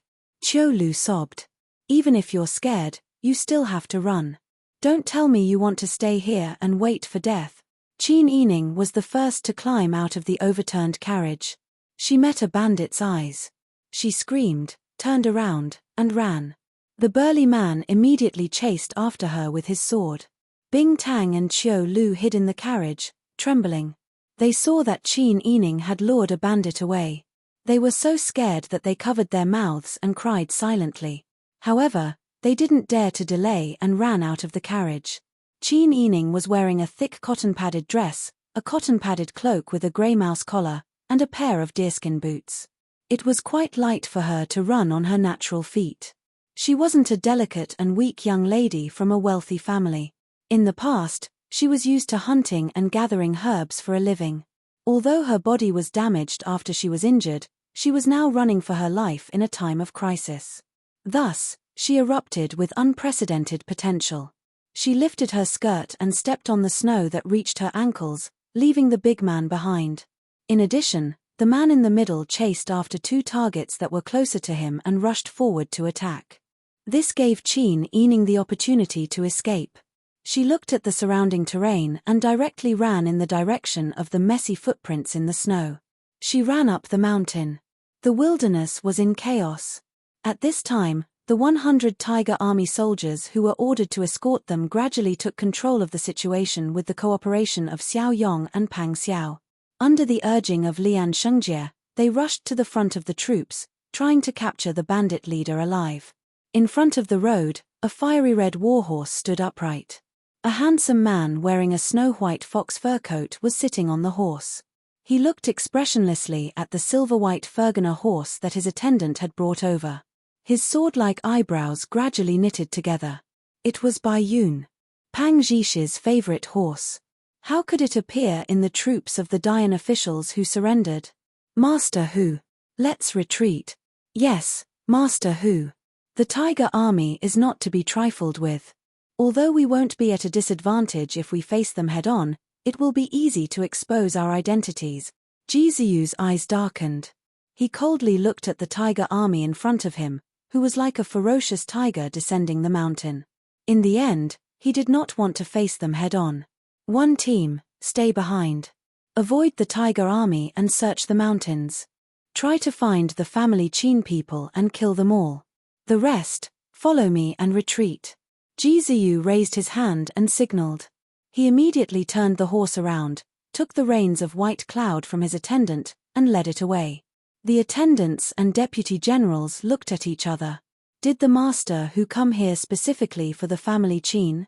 However, they had disguised themselves as bandits and randomly charged in. Who knew how many family Qin people they had killed? Corpses were strewn all over the wilderness. Fresh blood bloomed on the snowy ground. The remaining team of Dragon Stallion Army deliberately avoided the Tiger Army and followed the footprints up the mountain. When the Lian Shengjie saw that the bandits had retreated, he looked at the corpses all over the ground. There were also those who had been cut up and were crying on the ground. He was so anxious that he stomped his feet. "Hurry, hurry up. How many are still alive? Oh my God, how am I going to explain this to your Majesty? Hurry up and see if the County King of Yang is still alive. And the family Qin." Just as the Tiger Army was cleaning up the mess, someone had already followed the footprints up the mountain.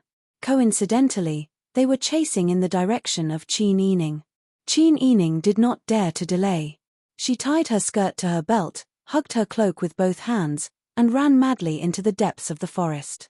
If it was not winter and there was no snow on the ground to expose her footprints, Qin Yining was actually very confident that she could shake off her pursuers in the forest. However, the problem was that the mountain was now covered in snow. Not only would she leave footprints when she stepped on the snow, but there would also be a creaking sound. Occasionally, she would accidentally step on a branch under the snow, which would make a loud, crisp sound. Qin Yining vaguely heard the voices of two men behind her. In front. There are footsteps. Qin Yining was so scared that she almost stopped breathing. She did not care about her tiredness and rushed toward the most secluded and difficult to walk in the depths of the mountain. She was now very grateful for the experience she had when she was young. It allowed her to not be so exhausted when she was being hunted, and she did not panic when she entered the mountain. Based on her experience in the forest, she walked all the way into the dense forest. She saw that the snow on the ground in front of her was gradually thinning until there were only some ice shards left. In front of her, there was a large area that was slightly moist and emitted a faint white steam. However, there was definitely no snow on the ground. Chapter 291. Heaven never bars one's way out. With this piece of land warmed by the underground spring, she didn't have to worry about not being able to cover her track. Qin Yining ran along the snowy road for a while, deliberately leaving a trail of footprints in another direction. Then, she stepped on a bush and jumped onto the black soil covered with pine needles, carefully taking a few steps forward. There was a steady stream of white steam rising from the ground, warming up the soles of her feet. Qin Yining was afraid of leaving footprints, and there would be more snow if she continued forward, so she simply tucked her cloak into her belt and climbed up a thick and tall pine tree. She chose a spot with dense branches and leaves and sat down on one of the sturdy branches. As she moved, the tall canopy swayed slightly. Snow rustled down, but it melted as soon as it touched the ground. Only then did Qin Yining dare to quietly take a few deep breaths. At this moment, the sound of footsteps could be heard. Qin Yining hurriedly held her breath, her whole body stiffening like a piece of wood. She didn't dare to move at all, pretending that she was part of the big pine tree. Two masked bandits walked not far away, one holding a steel knife and the other holding a wooden stick as thick as a wine cup. They both lowered their heads to look at the footprints on the ground, then immediately followed the footprints that Qin Yining had deliberately left behind. Not long after, perhaps because the footprints had been cut off, the two returned. They searched for a while on the ground covered by the warm spring, but didn't find any other footprints. Moreover, the two of them had wandered around aimlessly to investigate, and their own footprints had already destroyed the scene. For a while, there were no more clues. The two of them looked at each other and cursed. A little girl can actually run so fast. The person who spoke had a northern accent, obviously from Daju. The other person said, "The Marquis ordered us to find the family Qin and kill them all. I don't know if the one we're chasing is the one with the surname Qin. No matter if it is or not, since we've caught up with her, we can't let her get away so easily. I don't believe that she can really disappear. Let's keep searching. Maybe she's hiding in some tree hole?" The two of them then began to search for tree holes, natural caves, and underground caves nearby. In the end, they really did find traces of a collapse in the snow not far away. Hidden under the snow was a large puddle. That puddle should be the underground warm spring. The water had a faint stench, and they did not know how deep it was. They could only see the dense fog that turned the surrounding snow into smooth ice. The two of them didn't dare to move forward, fearing that the snow under their feet would loosen and they would accidentally fall into a puddle of unknown depth. This mountain was really full of dangers. This place was already deep in the mountains and forests. Even hunters wouldn't come here to hunt. Thus, the two of them circled around this dangerous area and began to search nearby. Qin Yining was not in a hurry to leave. He continued to hide in the tree and waited for 2 hours. After confirming that the two of them had no intention of returning, he carefully slid down the tree. She didn't dare to stay here for long, so she deliberately ran into the depths of the uncultivated forest. She even broke off a branch with dead leaves hanging on it. Along the way, she paid attention to cleaning up the traces of her footsteps. In this way, she carefully ran into the mountains until the sky turned dark. Qin Yining really couldn't run anymore. She forced herself to support herself against a tree and panted heavily. Looking around, the scenery was the same. The only thing she could tell was whether she was going up or going down. The night wind in the north was bone-chilling. Once she stopped, her body would start to feel cold. Qin Yining's sweat-soaked back was blown by the wind. It was so cold that she couldn't stop shivering.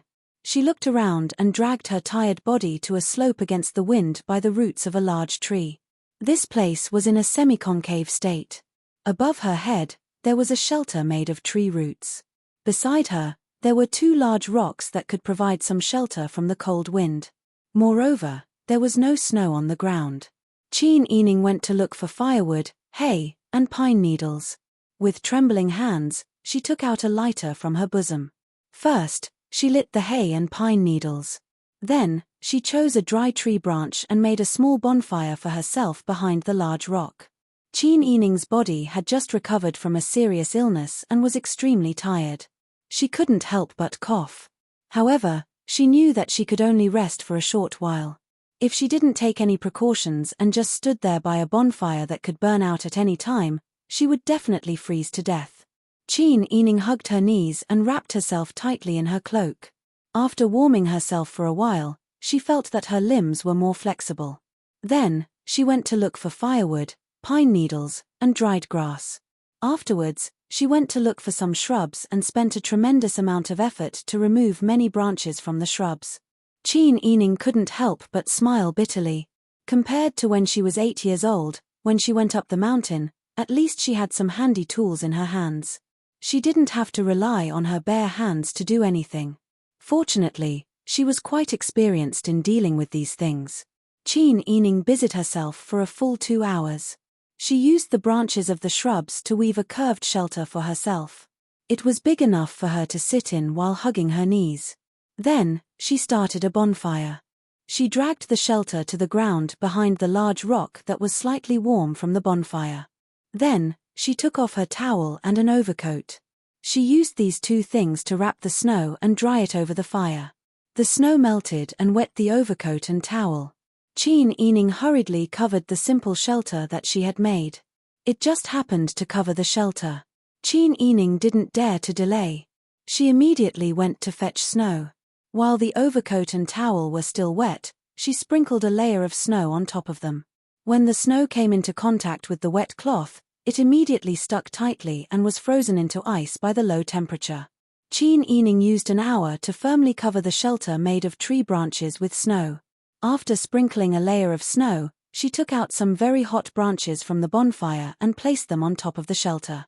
When the snow came into contact with the hot branches, it melted into water, and the water turned into ice. Slowly, it formed a very sturdy xiao shui shelter.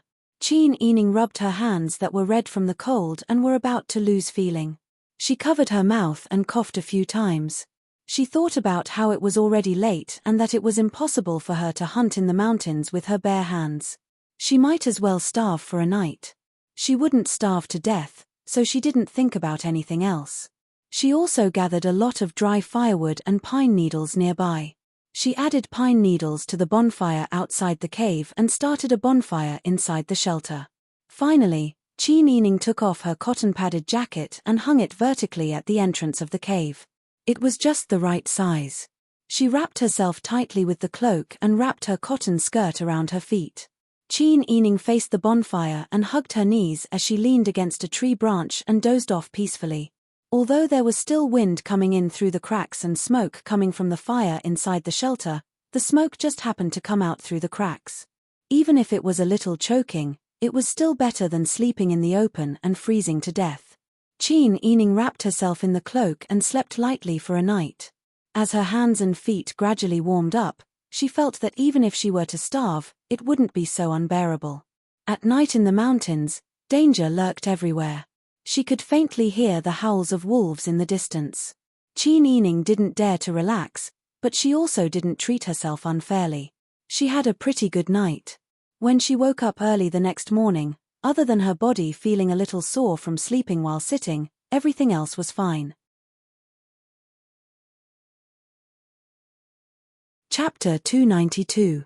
Qin Yining analyzed a few things from the conversation of the people who chased after them yesterday. First, from their accent, he could tell that they were from Daeju in the north. Secondly, they were ordered by a marquis to kill Qin Haodong. Third, these people stayed behind to search the mountain. If they didn't kill Qin Yining, they wouldn't be able to report back. Fourth, These people's martial arts skills were comparable to the Tiger armies. Although they couldn't win, they weren't far behind. Then there was a problem. Which army did these men, who were well organized and were as skilled as the Tiger army, belong to? Who was this marquis who gave the order to kill the family Qin people? Which other marquis in the Great Zhou dynasty had the ability to lead 200 to 300 skilled soldiers to intercept and kill them? Qin Yining didn't suspect that these people were sent by the Emperor of Zhou. The Emperor of Zhou wanted the surrendered officials of the Yang dynasty to help him balance out the two powers in the imperial court. If he didn't want the surrendered officials, he could have not persuaded them to surrender in the beginning. There was no need to send people to kill them halfway. Therefore, this assassination must have been done by a marquis with a high position and military power who deceived the Emperor of Zhou. Qin Yining already had an answer in his mind. Could it really be Marquis Dingbei, who was sworn brothers with Pang Xiao and the Emperor of Zhou? But shouldn't Marquis Dingbei be stationed at the border between Da Zhou and Taitan with the Dragon Stallion army? Why would he let someone appear here at this time? If the assassins were only targeting the family Qin people, why would those fake bandits kill so many innocent people in front of the group? If it wasn't for the family Qin people, she would have overheard the conversation between the two assassins. Thousands of thoughts couldn't be sorted out in a short period of time. However, Qin Yining was sure of one thing, and that was that she had to hide well for the next few days. She couldn't leave the mountain immediately. Those assassins were ordered to come. If they didn't bring back a head, they wouldn't be able to report back. They would definitely appear again. She was alone and couldn't beat them, so she could only hide. Fortunately, she had experience in surviving in the mountains. Although it was winter and not a single blade of grass grew, Qin Yining was still confident that he could persevere. However, thinking about how Lian Shungjie must be pounding his chest and stamping his feet now, Qin Yining felt a burst of joy in his heart. The Lian Shungjie was ordered to accept the document of surrender. Since he had brought the county prince of Yang and the Dian officials back to the capital, he naturally had to take precautions. Now that such a tragedy had occurred on the road, if Emperor Zhou knew about it, he would be furious. Most importantly, Lian Shungjie would have no place to hide his old face. Lian Shungjie and Pang Xiao had always been at odds. This time, he first acted as a secret agent and used her to lure Pang Xiao into the trap. After the plan failed, he brazenly came to take away Pang Xiao's chance to enjoy the glory. Now, the Tiger army had left him 100 men, but he still had the audacity to ask a group of bandits to rob them on the way. Moreover, so many of the surrendered officials and their families were killed. This time, even if Lian Shungjie had 10 mouths, he wouldn't be able to explain himself in front of Emperor Zhou. Since the subordinates of the Marquis had disguised themselves as bandits, they must have made it so that Emperor Zhou wouldn't be able to catch him red-handed. The scandal of Lian Shungjie not only failing in his escort mission, but also being killed by the motley crew of mountain bandits, would definitely not be covered up. When Qin Yining thought of this, it was as if he had seen through the situation in front of him. He could finally release some of the depression in his heart. Once he made up his mind, he immediately went out to look for food. Without tools, he looked for suitable branches. She also found a lot of withered grass and used it to weave straw ropes to make traps to catch small animals. However, without tools, it wasn't easy to hunt in the snowy mountains in winter. Qin Yining spent a whole day looking for food. In winter, there weren't any wild vegetables or fruits to eat. If she wanted to catch birds, there was neither a net nor bait. If she wanted to rely on her simple traps to catch small animals, it would be harder than ascending to the heavens. She endured her hunger and carefully searched the woods. She didn't catch any prey, but instead found 4 corpses. The 4 people had already turned into bones. From their clothes, it could be vaguely seen that 3 of them were wearing Da Zhou's military uniforms, while the other one was wearing ordinary civilian clothes. From the positions and postures of their bodies, as well as the broken arms and heads, Qin Yining was certain that this was a story of one person fighting 3 people and dying together. After so many years of chaos, there would be such tragedies everywhere. She didn't expect to see such a scene in the remote mountains. Qin Yining sighed. Fortunately, there were weapons next to these corpses. Qin Yining picked up a machete, a short sword, 2 daggers, a bundle of rope, an empty water bag, and a pouch with some unknown medicine inside. Qin Yining picked up all the useful items before continuing to look for food. Fortunately, it didn't take long for Qin Yining to find a water source. She found a small stream that hadn't frozen yet. It wasn't easy for her to catch a hibernating frog in the evening. She returned to her nest to roast and eat. It was no wonder that people in the world would use any means to fight for power and money. Only with these 2 things could one live a comfortable life. However, although this kind of life wasn't comfortable, Qin Yining was willing to endure it. Smelling the rich meat aroma of the roasted frog, Qin Yining optimistically thought, today's luck isn't bad. Who knows, I might be able to catch a wild rabbit tomorrow. At that time, I won't have to worry about starving to death. Just as she was letting her imagination run wild, she suddenly heard the crunching sound of someone stepping on the snow. Qin Yining was so scared that she almost threw the frog away. She hurriedly picked up a short sword and vigilantly looked in the direction of the sound. At this moment, a gust of wind blew past, causing the bushes to shake. A furry creature about 3 feet tall suddenly ran off into the distance. What kind of animal was that? Qin Yining focused and stared in that direction for a while. When she didn't find any wild animals, she let out a sigh of relief. Qin Yining thought, fortunately, I didn't encounter any wild wolves. Otherwise, it would have been even more dangerous. After eating a tasteless frog that didn't have much meat, Qin Yining felt her body become much warmer. She began to lay some dry straw in her nest. At this moment, she seemed to hear a slight rustling sound. From the corner of her eye, she saw a figure scurrying past. Qin Yining became serious this time. What kind of small animal was that? Why was his speed so fast? He was actually as agile as a leopard. Qin Yining remained calm and collected all the weapons she had picked up. Then, she hurriedly picked up a torch that was placed over the fire. If it was a small animal, it should be afraid of fire. After standing there for a long time, the small animal didn't appear again. Qin Yining let out a sigh of relief. She guessed that the small animal had run off into the distance. She continued to use the straw to lay down her nest. At this moment, Qin Yining suddenly felt something behind her. She quickly turned around and saw a figure approaching her. It was a child about 7 or 8 years old. He was wearing a thick animal hide. His face was dirty and his hair was messy.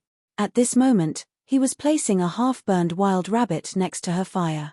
Perhaps he didn't expect her to suddenly turn around, but the child was startled. His eyes immediately widened. Qin Yining said in astonishment, "Hey, you," unexpectedly. Before she could finish speaking, the child turned around and ran off. He was as fast as a gust of wind. Qin Yining suddenly realized that the small animal she saw earlier was this child.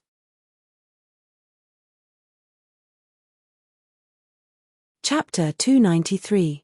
Porridge. 1. Qin Yining chased a few steps forward, but she was not as fast as the child. She could only watch the back of the child wearing animal skin disappear into the bushes. Even hunters would not come to this desolate mountain to hunt. How could a 7 or 8-year-old child appear here? Could there be a village nearby? Qin Yining was puzzled, but in the blink of an eye, his attention was attracted by the wild rabbit on the ground. It was a slightly fat grey rabbit. The fur on its body had been roughly processed and roasted. However, it was obvious that the person who roasted the rabbit wasn't skilled enough. It was roasted until it was dripping with blood and its internal organs weren't cleaned. Qin Yining guessed that it was the child's handiwork. She wondered when the child had discovered her. However, Qin Yining was certain that the child did not harbor any hostility toward her. It was a habit she had developed over the years, so she did not detect any hostility from the child. Besides, if the child did harbor any hostility, the child would not have given her such precious food. Qin Yining carried the rabbit and walked a little further away with a dagger. He carefully dealt with the rabbit's internal organs, cut off the burnt fur, and buried it together with the internal organs in the snow to prevent the smell of blood from attracting other wild beasts. He then used the snow to carefully wash the rabbit meat and his own hands. After burying the dirty snow again, he returned with the properly treated rabbit. Qin Yining went to pick up some more firewood because the fire was no longer burning brightly. Now that she had a machete and a dagger, it was much more convenient for her to chop firewood. She also used a knife to cut off the wet parts of the firewood. This way, the smoke would be much less. Qin Yining skewered the rabbit with a tree branch and carefully roasted it over the fire. Although there was no salt, the aroma of the roasted meat still caused her stomach to rumble. After starving for 2 days, she had only eaten a roasted frog with little meat. In fact, she was already very hungry. Just then, Qin Yining heard the rustling of small animals moving in the snow. She looked up at the source of the sound and saw a small figure squatting behind the shrubs. Perhaps it was because they had just met face to face, but the child didn't run away the moment he saw her. Instead, he carefully squatted and inched forward, stretching his neck and wrinkling his dirty face. He kept twitching his little nose to sniff the aroma of the roasted rabbit. Qin Yining couldn't help but laugh. "Oh, it's you. Did you catch this rabbit?" Qin Yining waved at the child as he roasted the rabbit. The child seemed to be startled by her sudden voice. She blinked her big bright eyes and stared blankly at her. Qin Yining was a little puzzled. This child looked about 7 or 8 years old. He should be able to understand her, right? But living in such a deep mountain, perhaps it was a tribe that did not communicate with the outside world. What if he didn't understand her? Qin Yining used a dagger to cut off a piece of roasted meat and handed it to the child. "This is for you." She was afraid that she didn't understand, so she even gestured to him. This time, the child finally understood. Like an agile little monkey, he ran over and squatted down beside Qin Yining. He carefully used his little dirty hand to grab the piece of meat on the tip of the knife. Qin Yining was startled by him. She was afraid that she would cut his hand, so she hurriedly retracted her hand. "Be careful not to cut yourself." She took off the piece of meat and handed it to him. The child was originally very disappointed when she didn't give him the meat. Now that he saw her use her white jade-like hands to feed him the roasted meat, he was as happy as a little puppy. He swallowed the meat in one bite and narrowed his big eyes. Qin Yining was amused by his funny behavior. She couldn't help but ask, "Do you live here?" The child stared at the roasted rabbit and nodded. Qin Yining was delighted when she saw this. This child could understand her. "What's your name? How old are you?" The child continued to stare at the roasted rabbit. Qin Yining used a knife to slice off the roasted meat on the surface and fed it to the child. The child ate very happily, as if he hadn't eaten for a long time. His mouth was covered in oil, and his eyes curved into crescents as he smiled. Qin Yining felt sorry for him when she saw him like this. She asked again, "Where's your family?" They're dead." This time, the child actually opened his mouth to speak. However, as soon as he spoke, Qin Yining realized that there was a problem. The child's voice was a little hoarse from not speaking for a long time. His pronunciation was also very stiff, as if speaking was an extremely difficult task for him. "Are you saying that your family is all dead?" Qin Yining fed him another piece of meat. The child nodded as he chewed. He pointed in a certain direction and then pointed at the sword next to Qin Yining's hand. Qin Yining was stunned. She thought of the 4 corpses. 3 of them were wearing Zhou dynasty military uniforms, and 1 of them was wearing casual clothes. It was obvious that they were all male corpses. Moreover, they had perished together while fighting 1 against 3. Judging from the degree of decay of the clothes, the 4 corpses had been dead for at least 3 or 4 years. Qin Yining looked at the child with pity. "Is there anyone else in your family?" The child shook his head. "Then, where do you live? How old are you this year? What's your name?" The child pointed in another direction and said awkwardly, "I live in a house. I'm 9 years old. I'm called Xiaolian." "You're called Xiaolian? Is it the Lian from Lianhua?" Qin Yining looked at the child carefully. Because the child was young and dirty, it was impossible to tell whether he was a boy or a girl just by looking at his appearance. Xiaolian nodded. "Lianhua. In the vat. There's Lianhua. My name." Qin Yining smiled and nodded. It seemed that this was a little girl. Qin Yining's hands didn't stop moving. He gave her another piece of meat. Even though the meat wasn't salted, she still enjoyed it very much. She even tried her best to express, "It's delicious. It's better than the meat I roasted." Qin Yining's heart ached when he heard this. "Do you usually roast meat by yourself?" Xiaolian nodded and pointed in the direction where Qin Yining had found the corpses. She continued, "Uncle is." Qin Yining somewhat understood. The man who had been killed by the 3 people from the Zhou dynasty was this child's only family member.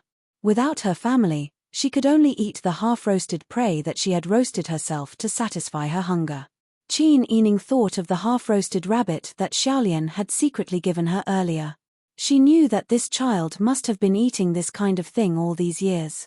She couldn't help but stroke her head lovingly.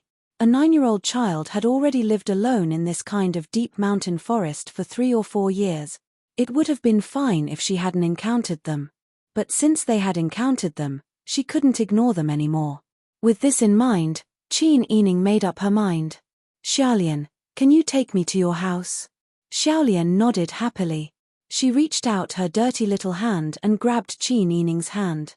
Let's go." Qin Yining immediately smiled. She casually ate a bit of the remaining rabbit meat and broke off a rabbit leg for Xiaolian to play with. Then, she extinguished the bonfire and buried it in the snow. She took the weapons that she had collected and followed Xiaolian into the depths of the mountain.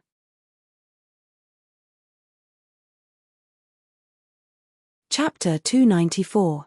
Qin Yining originally thought that his hiding place was already remote and desolate enough, but he didn't expect that Xiaolian's hiding place was even further away. The 2 of them held hands as they moved forward in the darkness of the forest, where the moonlight was obscured by the shadows of the trees. Xiaolian seemed to have long been accustomed to this kind of situation. She deliberately slowed down her pace and waited for Qin Yining. When they encountered a difficult place, she even took the initiative to pull him along as they climbed. After walking like this for almost an hour, Qin Yining saw a wooden house. The wooden house was very simple, but it was also very exquisite. It used the mortise and tenon technique to place semicircular pieces of wood together. From the front, it looked like 2 huge wooden planks were placed together to form the shape of a human on the ground. From the side, it looked like a rectangle. "It's a house. Uncle made it." Xiaolian's dirty little face was full of pride. Qin Yining stroked her glossy and messy hair and said with a smile, "Uncle is a very smart and powerful person. He was able to take a child with him and cut wood to build a house alone. Moreover, under careful observation, the entire wooden house wasn't built with a single nail, but with mortise and tenon. For a person to be able to build such an exquisite house, it was enough to prove this person's strength and wisdom." Qin Yining pinched Xiaolian's soft little face again. This little girl's background was probably not ordinary. Otherwise, she wouldn't have hidden alone in the depths of the mountains with such a capable person. Moreover, that person had perished together with 3 soldiers from the Zhou dynasty 4 hours away from here. Qin Yining sighed. At this time, Xiaolian had already stepped through the snow and arrived in front of the door. She lifted the animal skin covering the door and pushed it open. She blinked her big black and bright eyes and smiled as she gestured to Qin Yining to enter the house. Qin Yining returned to his senses and immediately followed her inside. The cabin was pitch black, and in the blink of an eye, Xiaolian had disappeared. Then, Qin Yining heard the sound of wood rubbing against each other. Qin Yining took out a match and blew it to light it up. He found Xiaolian squatting on the ground with her hands clasped together. She was holding a sharpened wooden stick and rubbing it against the groove of another piece of wood. There was some thin hay in the groove of that piece of wood. When she rubbed against it, sparks flew and the hay immediately flickered. Xiaolian carefully used 2 wooden sticks to pick up a handful of dry grass that was still flickering with sparks and placed it under the earthen stove that was piled with firewood. The fire immediately brightened up. Xiaolian stood up and pointed at the bonfire on the ground. "Nuanuan." Then, her big eyes widened because she saw the match in Qin Yining's hand. "Fire." Qin Yining nodded. She smiled as she closed the match and handed it to Xiaolian. "This is for you." "For me." Xiaolian happily took it and removed the lid. Qin Yining taught her how to light it. Xiaolian looked as if she had received a treasure. She carefully put the match into her clothes. When she looked at Qin Yining again, her eyes were shining with joy. Qin Yining could tell that Xiaolian really liked her. Such a pure and kind-hearted child was using her clearest heart to try her best to get in touch with this world that was not full of kindness. Perhaps she had been alone in the mountains for too long and couldn't help but give her food as a sign of goodwill when she saw her own kind. Qin Yining took Xiaolian's hand and sat down by the bonfire. She couldn't help but feel a little fortunate that she had met Xiaolian today. If Xiaolian had been a person with evil intentions, she would have been in danger since she was so pure. After all, the evilness of human hearts was even greater than that of wild beasts. At this moment, Xiaolian stood up and took out a dirty quilt from a pile of things in the corner. She carried the quilt over as if she was presenting a treasure and piled it in front of Qin Yining. Older sister, Nuanuan. Looking at the dirty quilt and the child's bright eyes, Qin Yining's heart ached so much that she almost cried. She smiled and nodded. She unfolded the quilt and pulled Xiaolian to sit beside her. She then covered the two of them with the quilt. Xiaolian smiled happily and stretched out her dirty little hands to warm them over the bonfire.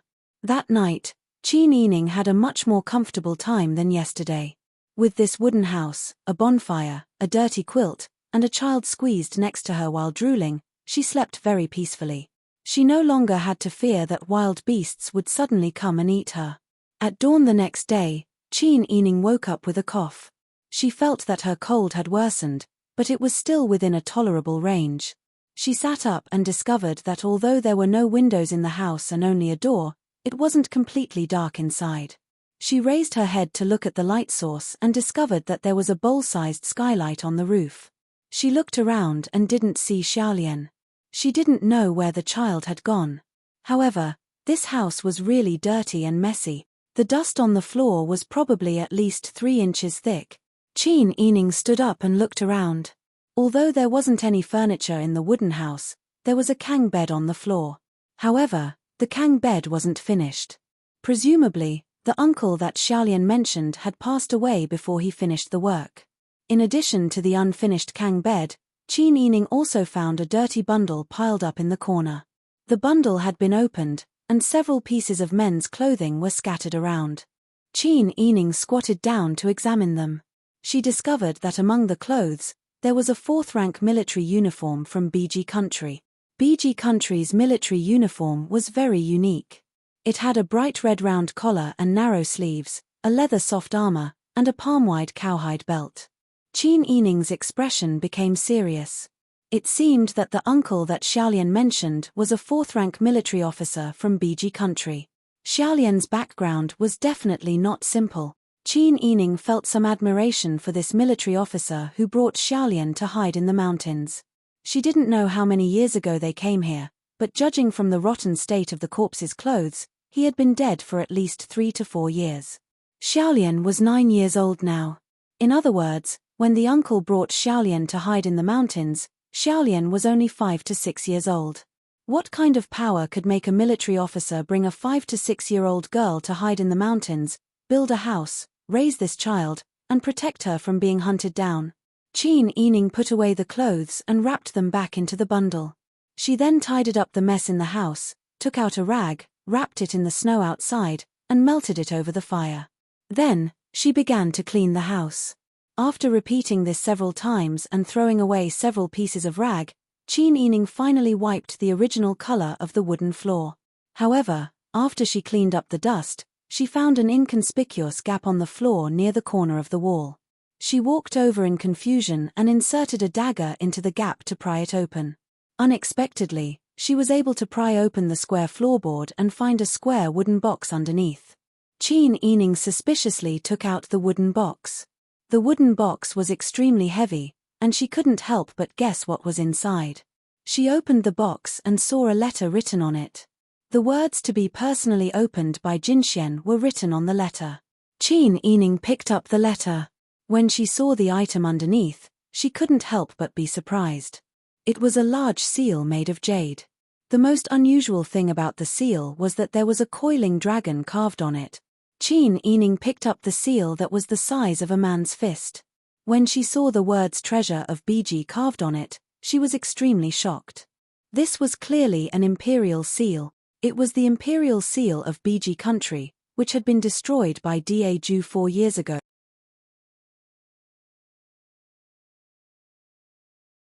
Chapter 295.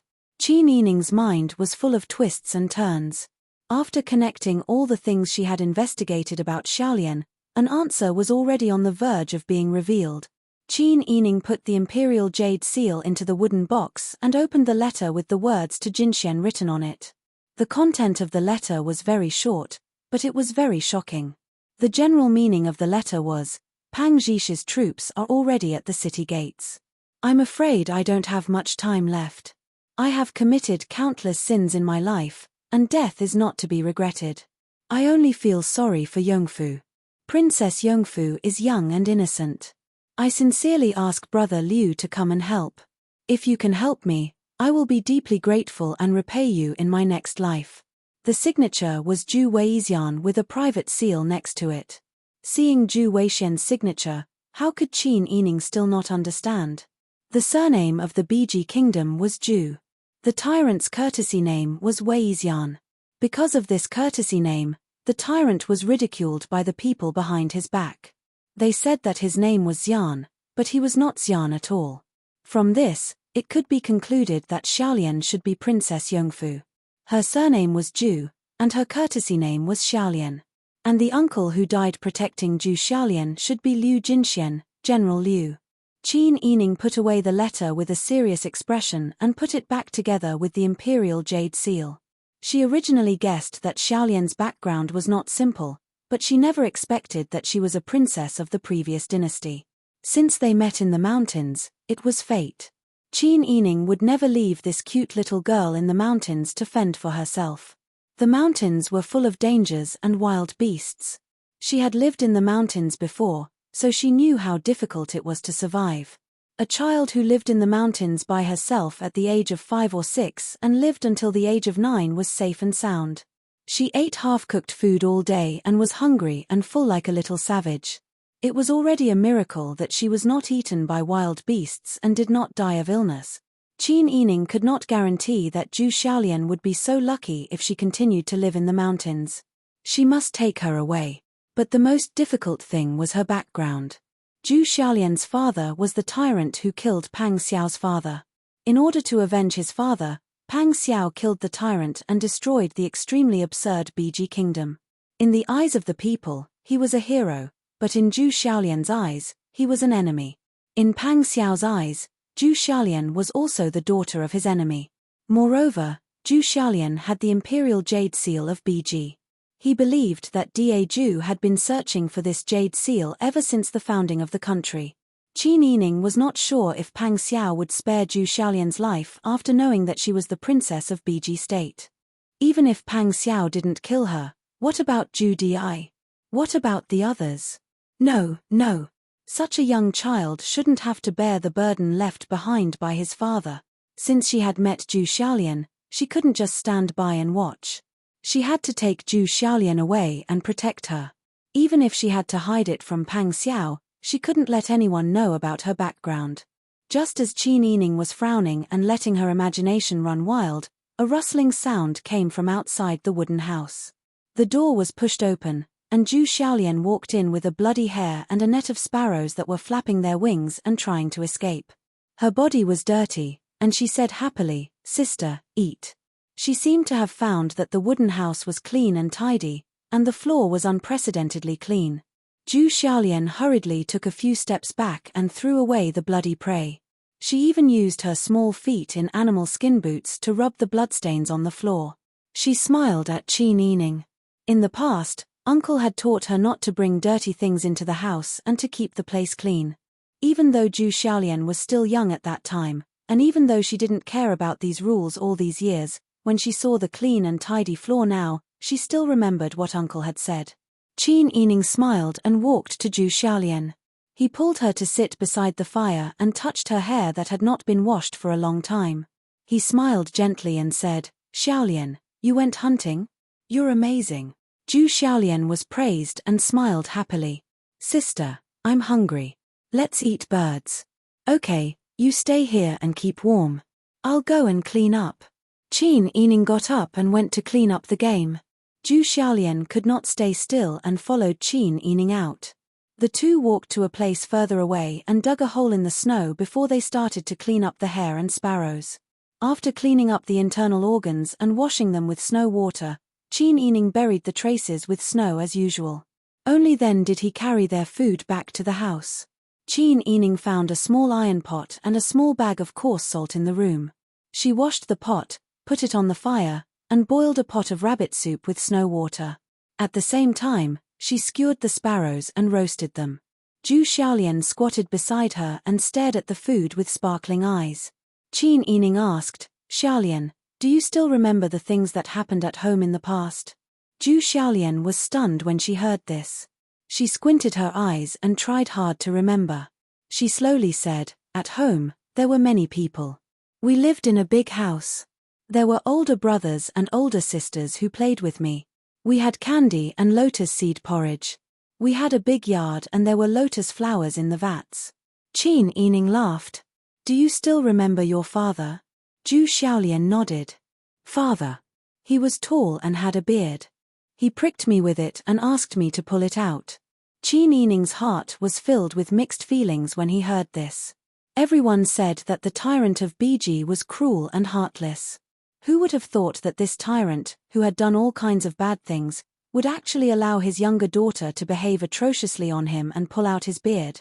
Qin Yining smiled and said, Xiaolian, sister will be going home in a few days. I want to take you with me. You will follow me in the future, okay? Zhu Xiaolian was stunned when she heard this.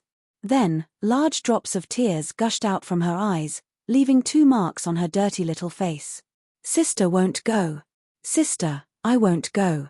Seeing that she was crying, Qin Yining hurriedly pulled her to his side and wiped her tears with a handkerchief. Don't cry. Sister doesn't want to leave you behind. It's just that I have a family too. I have father and mother at home. If I go missing, they will be sad. Follow me home. You will be my younger sister in the future. I will take care of you, okay? Zhu Xiaolian choked with sobs. Uncle said that we can't go out. There are bad people outside. Qin Yining hugged the crying little girl in his arms and said, Don't be afraid. You will follow me in the future. I will definitely protect you. Moreover, my father is a very powerful person. He will also protect you. Follow me out and change your name. Don't tell others what your father looks like, don't tell others what your family looks like, and don't tell others what your uncle looks like. Then, no bad people will come looking for trouble with you, okay? Really? Zhu Xiaolian wiped her face with her sleeve. Her entire face was dirty like a little kitten. Her eyes were even brighter after crying. Of course. I won't lie to you. Qin Yining looked at her seriously.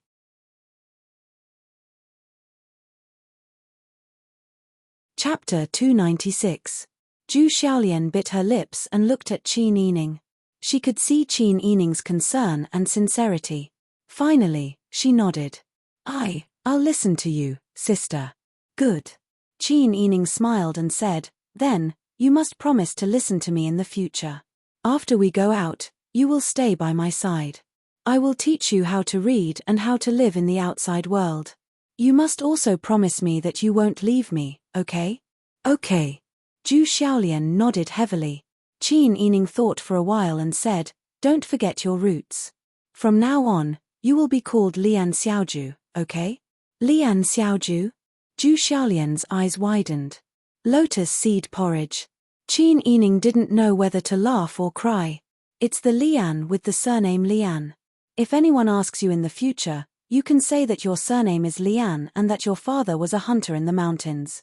He has passed away now. I met you in the mountains by chance and took you out.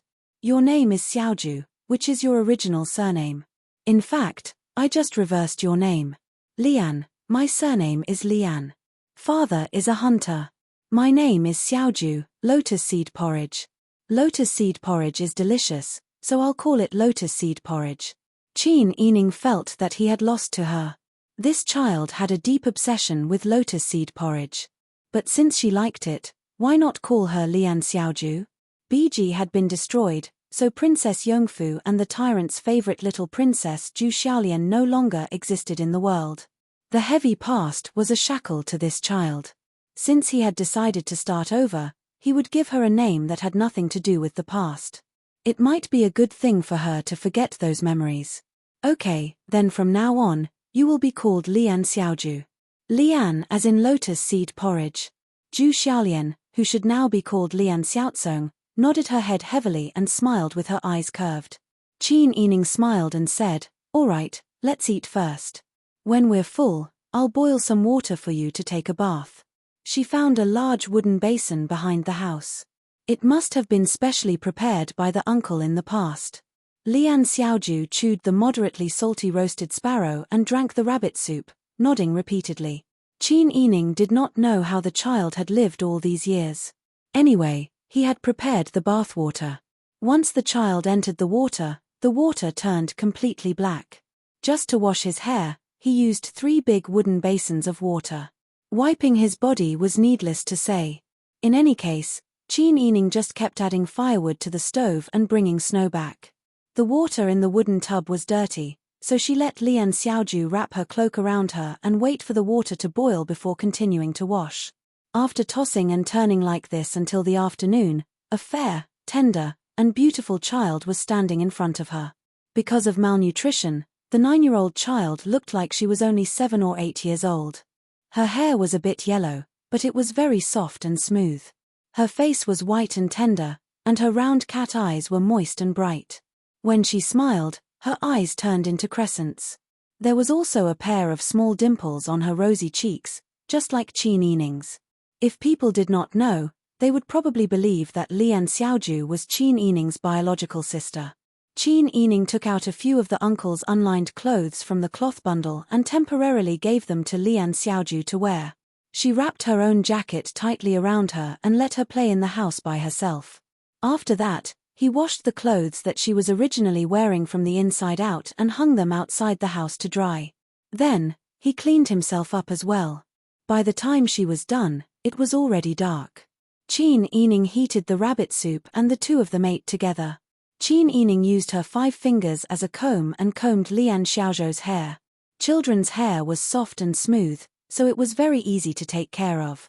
She combed Lian Xiaozhou's hair into 2 twisted braids, removed the light blue ribbon that decorated her skirt, and tied 2 beautiful bows on the ends of the braids. Lian Xiaoju happily played with her own hair. She simply loved it so much that she could not bear to part with it. When they went to bed at night, Lian Xiaoju snuggled into Qin Yining's arms. She hugged her and was unwilling to let go. She kept saying, "Hello, older sister.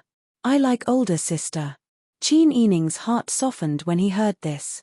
He was even more determined to keep her identity a secret. He could not allow anything that could threaten her safety to happen. 2 days later, Lian Xiaozhou's clothes were completely dry. Qin Yining dressed her properly and wrapped her in a clean animal skin. Lian Xiaoju, who was not afraid of the cold, took Qin Yining to hunt in the mountains. When Qin Yining and Lian Xiaoju were hunting, they constantly paid attention to their surroundings to see if anyone had left any traces behind. After confirming that the pursuers were not nearby, she used the few times she went out to bring back the skeletons of the uncle and the other 3 Zhou dynasty soldiers. She buried them in the forest downwind behind the house. "Little Kanji, we should leave this place." This morning, Qin Yining solemnly said to Lian Xiaoju, "Before we leave, I must burn everything here, including the secrets of your past. This is because I cannot let anyone have the opportunity to find out about your past." Lian Xiaoju nodded. She did not have any objections. She had been very happy with Qin Yining these past few days.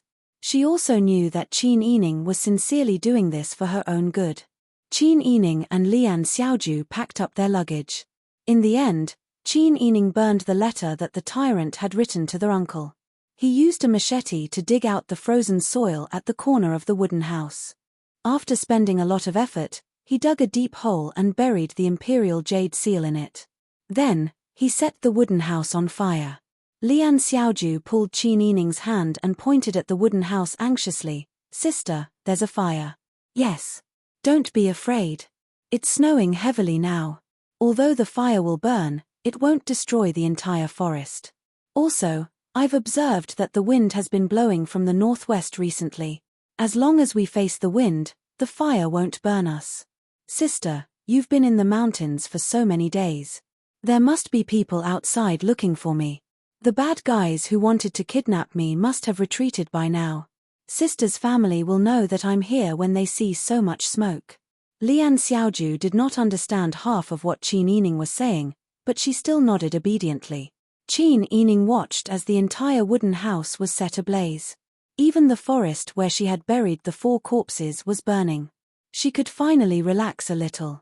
Although she had caused a forest fire, she felt very sorry for the small animals in the mountains.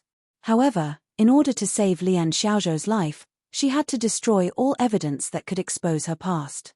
This included the uncle, the 3 soldiers, the military uniforms, the letter, and the Imperial Jade Seal. The Imperial Jade Seal could not be destroyed by fire. Qin Yining also could not carry the Imperial Jade Seal with her.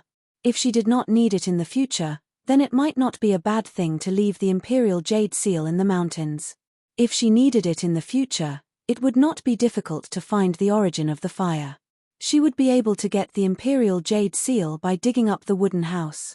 Qin Yining had already planned everything properly. After confirming that there was nothing left out, she brought Lian Xiaoju to hide. At the same time, Pang Xiao, who had been searching in the mountains for 5 or 6 days, looked in the direction of the billowing black smoke and finally revealed a relieved smile.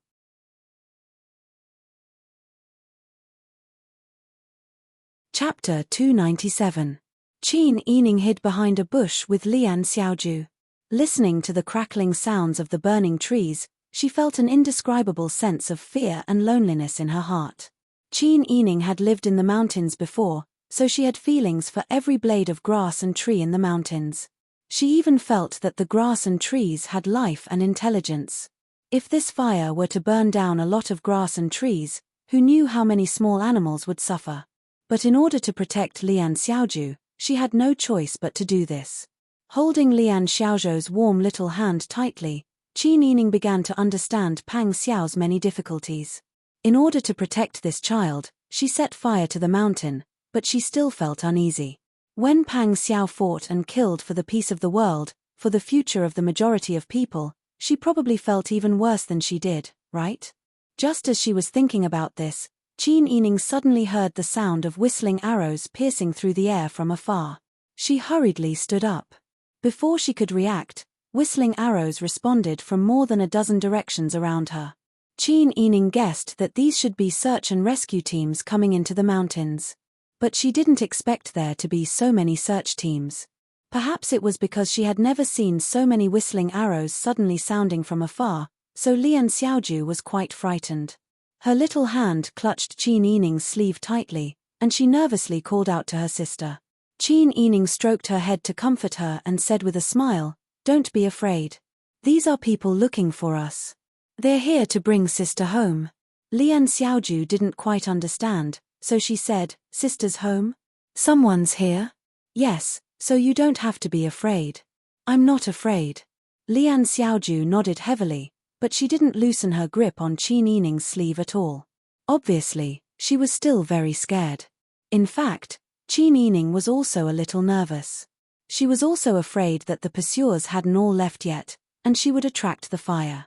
Not long after, Qin Yining and Lian Xiaoju heard footsteps approaching them at the same time.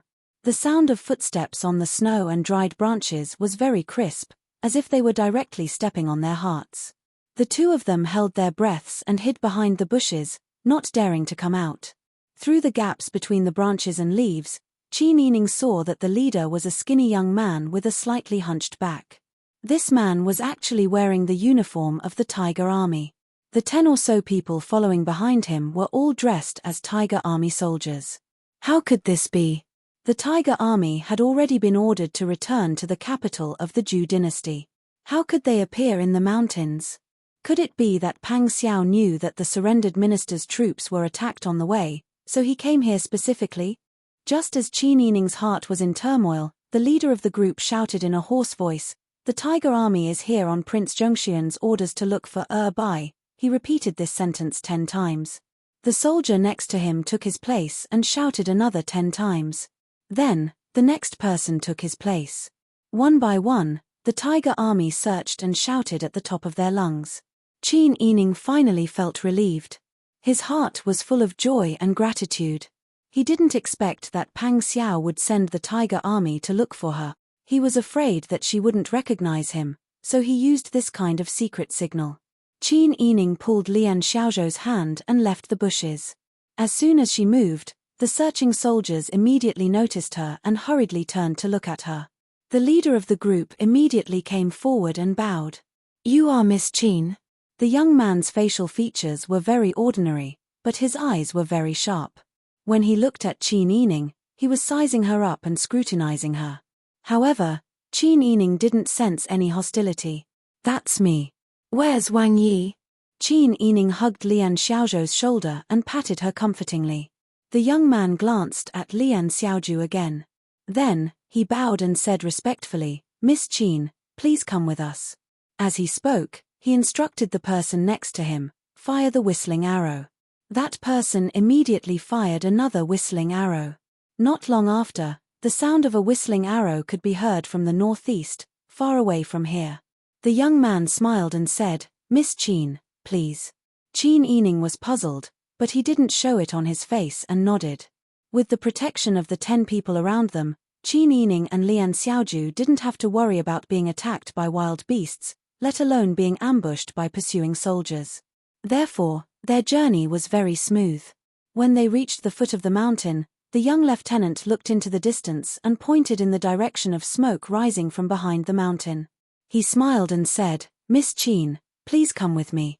It seems that the search team has already gathered there." Qin Yining nodded and asked in puzzlement, "Why didn't Wang Yi personally come to find me?" The young man looked around and said in a low voice, "After Wang Yi returned to the capital, Your Majesty empathized with Wang Yi's hard work and granted Wang Yi 100 mu of fertile land, 100 taels of gold, 10 beautiful women, and gave him a month's leave. He also ordered Wang Yi to hand over the Tiger Army's Tiger Tally. The current commander-in-chief of the Tiger Army is Zhuo Jinwei, officials were." When Qin Yining heard this, he stopped in his tracks and said in a low voice, "Your Majesty stripped Wang Yi of his military power?" When the 10 or so Tiger Army soldiers saw that the two of them had something to say, they retreated 10 or so steps and followed them from a distance. The young man nodded solemnly. "After the birds are gone, the bow is put away." Qin Yining pursed his lips and said with a frown, "Then why did the Tiger Army come here this time? I remember that the Tiger Army has already returned to the capital. If there aren't any accidents, they should already be in the capital at this time. Did Your Majesty order the Tiger Army to come here?" The young man shook his head. "It wasn't Your Majesty's order. It was Wang Yi who privately mobilized his troops to come here in search of a spy. Heavens, he's crazy. They were already afraid of him to begin with. Privately mobilizing his troops is the same as giving someone else something to use against him. What about Wang Yi? Where is he now?" The young man looked at Qin Yining with a different gaze than before. It seemed that the woman Wang Yi had his eyes on wasn't an idiot. Miss Qin is right. In fact, Wang Yi was originally resting at home. When he heard that Marquis North Dingbei had suddenly brought people to attack the officials of the Yang dynasty who had surrendered to Daeju, he was extremely anxious. However, he had no one else he could use, so he claimed that he was sick. In reality, he personally dispatched people from the army to search for you and your family. Although the Tiger Army's commander's seal was in the hands of official Zhuo, all the brothers in the army were only convinced by Wang Yi. Wang Yi only said one sentence, and everyone followed him. The Tiger Army had a total of 100,000 soldiers. Wang Yi brought 20,000 of them. Official Zhuo was afraid that he wouldn't be able to report back to Your Majesty, so he hurriedly followed him. When he left the capital, officials wrote a letter to accuse Wang Yi of secretly mobilizing his troops with the intention of rebelling. This letter was stopped by Wang Yi's people. A few days ago, officials sent another letter to accuse Wang Yi, but this letter was also stopped by our people. However, because Wang Yi secretly mobilized his troops, if it was exposed, it would be no different from rebelling. Therefore, Wang Yi has been hiding his tracks along the way. He didn't meet official Zhuo, so official Zhuo didn't have any direct evidence. Therefore, when Miss Qin sees official Zhuo later, please be careful not to let your mouth slip. His Highness led his men to rush here day and night. They searched the area for 5 or 6 days, but they didn't find you. Instead, they found a lot of other people who were scattered around. When they found that there was a big fire in the mountains, Wang Yi said that you must be here, so he ordered our team to look for you. During this time, he contacted us with a whistling arrow and confirmed that we had found you. Wang Yi didn't have time to meet you, so he quickly rushed back. This time, Wang Yi claimed to be seriously ill and closed his door to deceive others. Although official Zhuo's letter was intercepted, Your Majesty might have found out about this through other channels. If Your Majesty wanted to expose Wang Yi, then the reason of his serious illness wouldn't be able to stop Your Majesty. Wang Yi was worried that Your Majesty would search the mansion, so he hurried back. At this point, the young man looked at Qin Yining with a bit of resentment. He almost pointed at Qin Yining's nose and scolded him for being a femme fatale. Qin Yining's face was also a bit hot. It wasn't because he was ashamed, but more because he was touched. She knew that Pang Xiao had always liked her. When he was with her, Pang Xiao would change his cold and distant attitude to others. Instead, he would be as passionate as a ball of fire. He had never avoided his feelings for her, but Qin Yining didn't expect him to care about her to this extent. It was to the extent that in order to find her, he was willing to bear the charges of disobeying the imperial edict and plotting a rebellion to bring soldiers to find her. She really didn't expect that Pang Xiao would do so much to find her. He had been stripped of his military power and was already in a difficult situation. Now, in order to find her, he had dug a deeper hole for himself and jumped into it. How could he do so much for her? He was so affectionate that she felt that if she didn't burn herself in this relationship, she wouldn't be able to face Pang Xiao's sacrifice for her. Qin Yining pursed his lips and took a few deep breaths to calm the agitation in his heart. He said seriously, "May I ask who this young general is by Wang Yi's side? From the way you speak, you don't seem like a deputy general. It's not a waste of your talent to be Wang Yi's strategist." The young man was stunned when he heard this, then he smiled and said, "Miss Qin has good eyes." This time, his voice didn't sound like a young man's. It was clearly a hoarse old man. "This old man is Xie Yu, and my courtesy name is Hongchang. I'm Wang Yi's strategist and have been by Wang Yi's side for 5 years. As I'm good at scheming and disguising, Wang Yi brought this old man out this time. Wang Yi was worried that others wouldn't be able to explain it to you clearly and cause you to misunderstand. He was also afraid that some things in Daju wouldn't be explained clearly to others, so he specially instructed this old man to follow Miss Qin and help you clear up any doubts." Qin Yining looked at his young face curiously and nodded with a smile. "So it's Mr. Xie. My apologies for not recognizing you. You flatter me." Then he reverted to his slightly hoarse voice. "Miss Qin, you should return to the camp first. When you see officials were later, you don't have to say anything." Qin Yining waved his hand and said, "There's no hurry. I already know the current situation. It won't be too late for us to return after we think of a countermeasure. It won't be convenient to talk about this after we return to the camp." When Xie Yu saw Qin Yining's reaction, he asked in surprise, "Does Miss Qin have a plan?" Qin Yining said, "I do have some ideas, and I need your advice. I'd like to hear the details." Xie Yu cupped his hands. Qin Yining said, "Since Your Majesty promoted officials Wu Jinwei to be the new commander-in-chief of the Tiger Army, he definitely isn't a stupid person. His secret report didn't receive any response from the Emperor, so he must be suspicious and will report it again. This time, don't stop him."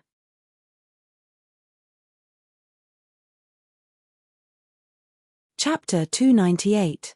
The brave Tiger Army is the result of His Royal Highness's hard work for many years. I can't let others take it away for no reason. Qin Yining slightly raised the corner of her mouth. Her almond-shaped eyes were full of confidence.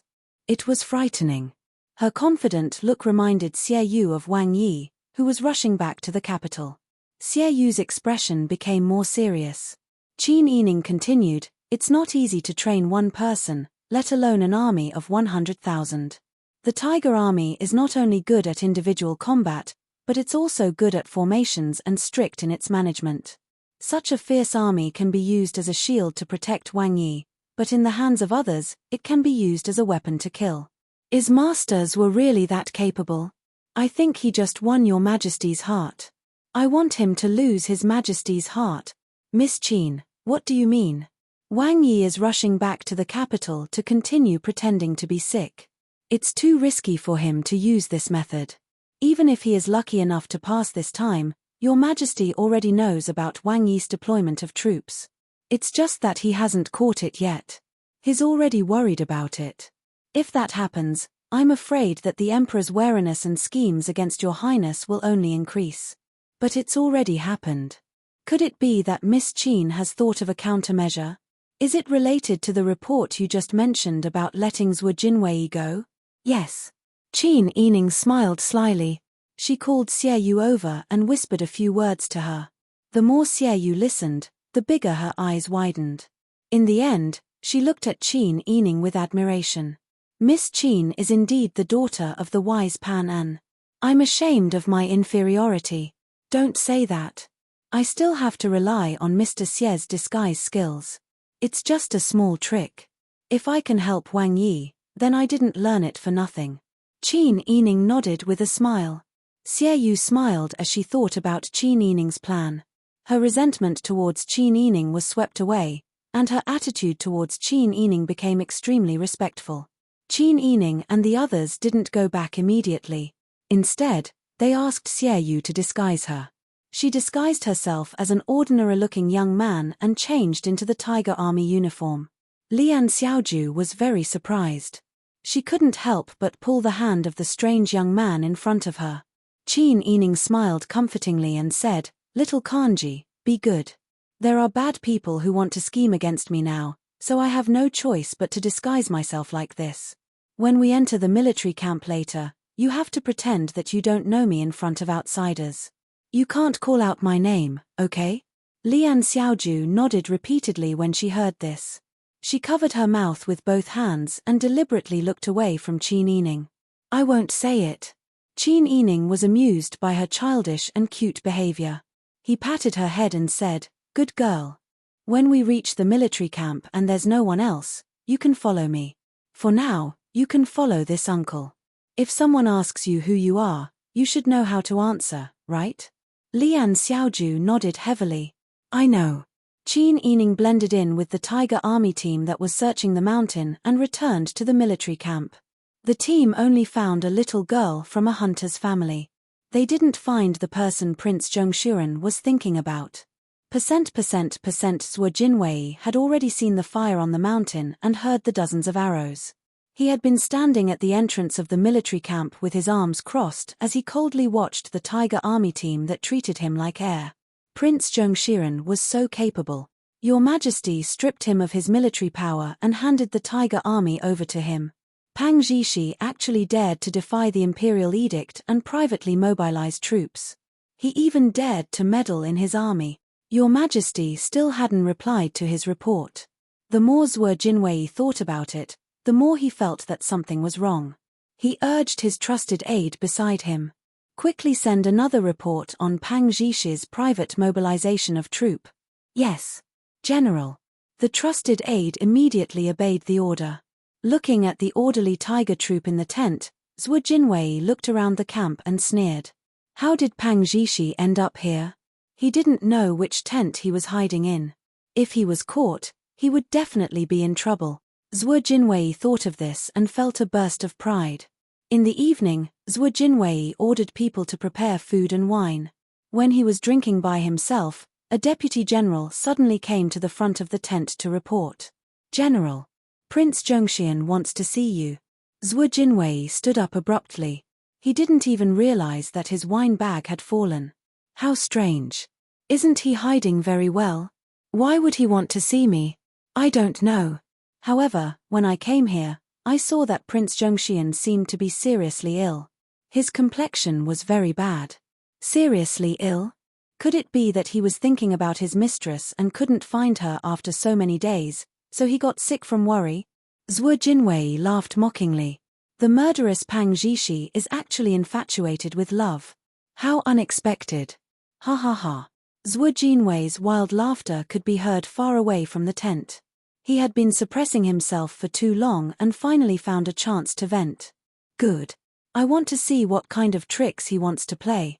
He was avoiding me before, but now he wants to see me. When the Deputy General saw Zhuo Jinwei's excited expression, he smiled and said, "Perhaps that person has something he can't do and wants to ask for your help." Oh.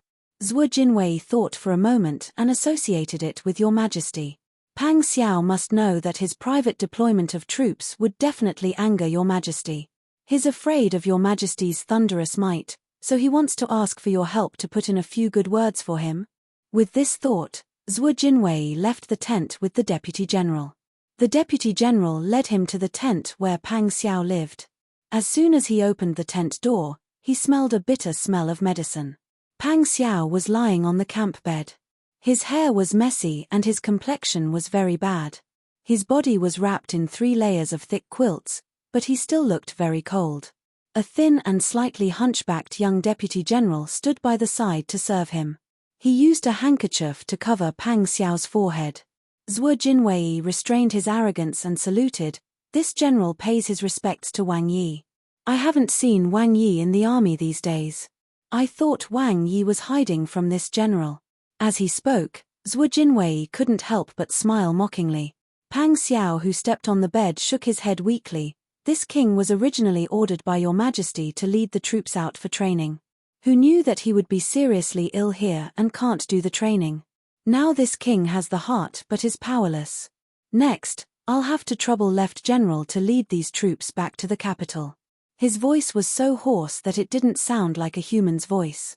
His voice was also very weak. As soon as he finished speaking, he coughed and his face looked even paler.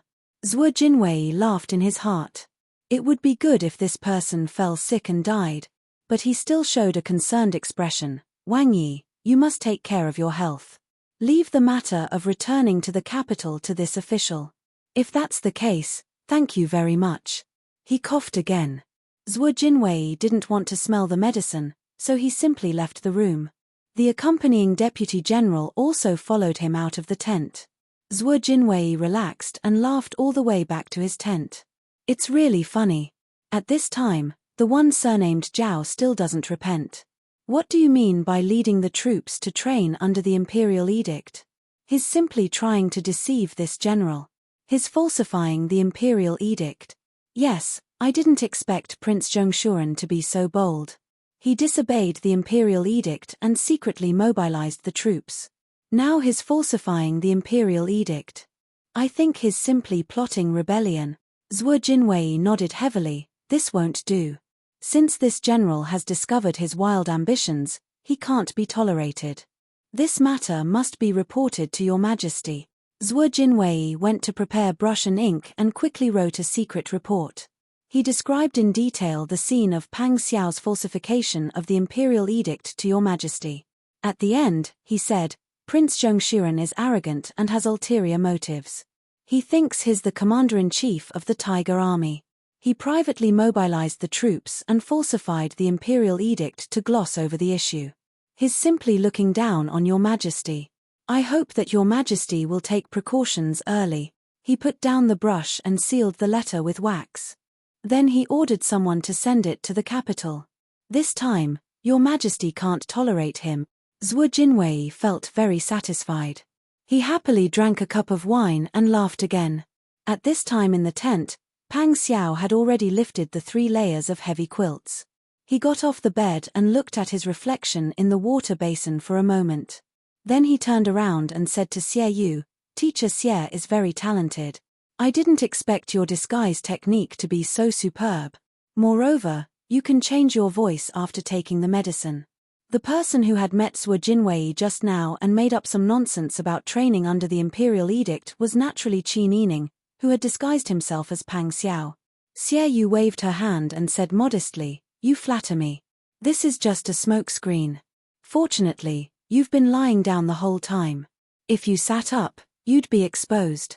Height can't be deceived." Qin Yining smiled and said, "It doesn't matter. When we depart, I'll say that I'm sick and take a carriage back to the capital." Judging from General Zuo's expression just now, I think that the secret report accusing Wang Yi of falsifying the imperial edict has already been sent out. Yes. Xie Yu smiled and said, I specially ordered people not to intercept him. The 2 secret reports have already been sent out. In this way, Zhuo Jinwei has already stepped into your trap. Qin Yining said, Your Majesty is a cautious person. He won't act rashly if he's not completely sure. Therefore, even if he receives the news, he won't easily search the Wang mansion in order to avoid falling into a trap. When the second report comes in, Your Majesty is even more certain that Wang Yi isn't in the Wang mansion. He will definitely wait for Wang Yi to be caught red-handed. Your Majesty has a well-thought-out plan. The time he waits for is just right for us to use. Exactly. Xie Yu praised, Miss Qin, you're really a good schemer. The time Your Majesty waits is enough for Wang Yi to rush back to the Wang mansion and continue to pretend to be sick. Even if Your Majesty really searches the Wang mansion, we'll be absolutely safe.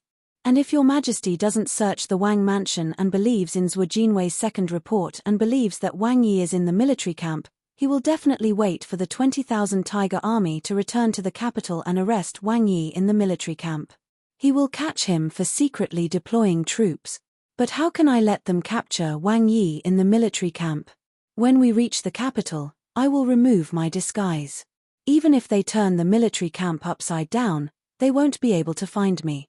At that time, it's still unknown who will be the one deceiving the emperor. Qin Yining sneered.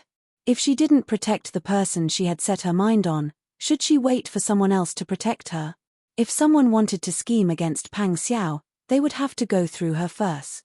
Zhuo Jinwei wanted to take advantage of the Tiger Army. He had to have the ability to do so. Xie Yu was already prostrating herself in admiration. She respectfully bowed to Qin Yining. Wang Yi was originally in a hurry and didn't have time to think deeply.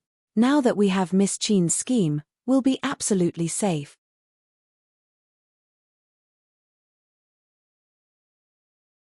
Chapter 299. Zhuo Jinwei led 20,000 soldiers of the brave Tiger Army, and brought along the family members of those surrendered ministers of Great Yang who were rescued and brought back to the capital city in a grandiose manner. Throughout the journey, he was in high spirits, as he kept his eyes fixed on the coach of Pang Xiao, fearing that the cunning fellow would run away halfway. However, Pang Xiao was well behaved. Perhaps because he was seriously ill, he didn't get out of the carriage. Only a young lieutenant followed him. The person who served the medicine was a 7 or 8-year-old girl that the Tiger Army had just rescued from the mountains. Zhuo Jinwei once asked the little girl to come closer and ask her questions. Who knew that the little girl was mute and could only look at people timidly. She had the silly air of a simple mountain person. Zhuo Jinwei had no interest in interrogating such a child. At the same time, in the capital, the Emperor of Zhu, Li Chitian, read the second secret report from Zhuo Jinwei. He almost couldn't suppress his anger. He threw the report on the table and picked up the white porcelain teacup on his left hand. However, his trembling hand shook the lid of the teacup and almost spilled the tea. Li Chitian angrily threw the teacup on the ground again. Who made the tea? It's so hot, how can I eat it? Your Majesty, please forgive us. The palace maid on the side immediately knelt down and kowtowed. In fact, everyone knew that the tea couldn't have been hot. They served Your Majesty, so naturally, they had to take care of these trivial matters. The tea should be 60% or 70% hot, just right for the mouth. Your Majesty is like this because he encountered something unpleasant and took out his anger. The head eunuch Li Guanwen immediately came forward and bowed. Your Majesty, please calm down. It's this servant's negligence. He turned around and glared at the palace maid. Get out and receive your punishment. The palace maid was immediately scared out of her wits and almost fell to the ground. For her, this was simply a bolt from the blue, an unexpected disaster. But how could the palace maid dare to have other thoughts? If she said too much, she might even lose her life to receive the punishment. Forget it, it's not a big deal. Li Chitian calmed down and sighed. You can all leave. Li Guanwen, stay. Yes, thank you for Your Majesty's kindness. The palace maid breathed a sigh of relief and kowtowed 3 times in a row with tears of gratitude. Only then did she leave respectfully. The eunuchs and maids who served in the imperial study were all Li Chitian's trusted aides. His personal space must be guarded by people he trusted. Otherwise, even if he was in his own territory, he would not be able to completely relax. What he did today was also a way to win over people's hearts. Li Chitian was used to giving a sweet date after giving a slap. Li Guanwen had already figured out His Majesty's temperament and was already used to it. When the others left in a line and only Li Chitian and Li Guanwen were left in the imperial study, Li Chitian said, "Do you know the contents of the memorial?" Li Guanwen smiled and brought Li Chitian a new cup of tea. He said with a smile, "Your Majesty is asking. This servant only knows to serve Your Majesty all day long. How could I know what's going on outside? If Your Majesty wants this servant to know, then this servant will naturally know." Li Chitian threw the memorial to Li Guanwen and said, "You old fox, take a look." Li Guanwen hurriedly picked up the memorial with both hands and read it carefully. Then, he turned pale with fright and said, "This Prince Zhongxian, could it be that he wants to rebel? None of these people are willing to let me be at ease. They all think that I'm a soft persimmon that's easy to bully. The commander's seal of the Tiger Army has already been handed over to me, yet he still dares to act like this." Li Guanwen hurriedly bowed and didn't dare to say anything more.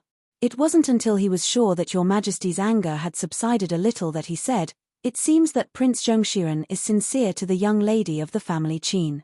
Prince Zhongxian was so anxious that he didn't even care about Your Majesty's order. He just led his men and horses to rescue them. It seems that since ancient times, heroes have a weakness for the charms of beautiful women. This is true. Listening to the eunuch's analysis of heroes have a weakness for the charms of beautiful women in front of him, Li Chitian couldn't help but laugh. "A eunuch like you knows a lot." Li Guanwen smiled shyly and changed the topic. "Your Majesty, the Tiger Army is now stationed outside the city. It's really too dangerous. You should also make preparations early." Li Chitian pondered for a moment. His usually amiable face revealed an amiable smile. "Where is Jilan right now?" Replying to Your Majesty, Marquis Dingbei is still kneeling outside, reflecting on his actions. "He has been kneeling for a day and a night." Li Chitian sighed and said, "Although he acted rashly this time and caused a big mess for me, Jilan is still sincere to me. He even knew to rush back to the capital to apologize to me. Tell him to stop kneeling and come in to see me." "Yes. This servant will go right away." Li Guanwen bowed and retreated. When he arrived outside the imperial study, he helped Ji Ziyu up from his kneeling position. He first ordered a small eunuch to massage Ji Ziyu's legs and apply ointment to his bruised knees. Only then did he respectfully say, "Marquis, Your Majesty invites you in to talk." Ji Ziyu inwardly sighed in relief. With a cold expression, he said thank you to Li Guanwen before entering the imperial study. Li Guanwen originally wanted to go in to serve, but Your Majesty didn't allow anyone to serve from the side. Thus, they didn't know what Your Majesty and Ji Ziyu were talking about. At this time, Pang Xiao, who had secretly returned to Prince Zhongxian's residence, had already learned that Ji Ziyu had also returned to the capital to apologize to the emperor. Pang Xiao furrowed his brows and didn't say a word for a long time. Huzi said, "Wang Yi, you really took too much of a risk this time. Even if it was for fourth young lady, you can't. Although you rushed back now, that doesn't mean that Your Majesty doesn't know anything. Since Your Majesty knows everything, he will definitely take the opportunity to give you a big blow. What will you do when the time comes?" How could Pang Xiao not understand this logic? It was just that when he had a strong desire to do something, the consequences were no longer important. At least now he could be sure that Qin Yining was still alive and not a corpse like he had been seeing in his nightmares these days. Pang Xiao wasn't afraid of anything except for Qin Yining being wronged and hurt. But this time, he didn't consider everything. Pang Xiao didn't expect that Ji Ziyu would be so impulsive as to go against the imperial edict and bring people to kill him. But when he thought about it carefully, Pang Xiao felt bitter. Was Ji Ziyu's action really just to help him take revenge? From his understanding of Ji Ziyu, he knew that Ji Ziyu was scheming and smart. He was comparable to your majesty. As the commander-in-chief of the Dragon Legion, he dominated the north and suppressed the Taytan. How could such a brave and smart person do something so impulsive? Pang Xiao didn't need to think carefully to know that Jiziyu was killing two birds with one stone. But he didn't want to use his darkest thoughts to figure out his brother. Pang Xiao didn't care about the rumors outside. After talking to his mother, grandfather, and grandmother, he continued to pretend to be sick. The brave tiger army finally arrived at the capital after a long and arduous journey in the snow. When Li Qitian heard that Zhuo Jinwei had brought people back, he immediately ordered the 5 battalions, the God Machine Battalion, and the 3,000 battalions, as well as Jiziyu's 10,000 Dragon Legion soldiers to block the 20,000 Tiger Legion soldiers outside the city gates. You're tuning in to the Dreamy Chapters YouTube channel. We're so grateful for your support, and don't forget to subscribe to join us on this incredible journey through captivating stories. Your generosity through donations truly makes a world of difference, as it's the primary source of revenue that allows me to expand and enhance this channel for you. Thank you from the bottom of my heart for being a part of this adventure.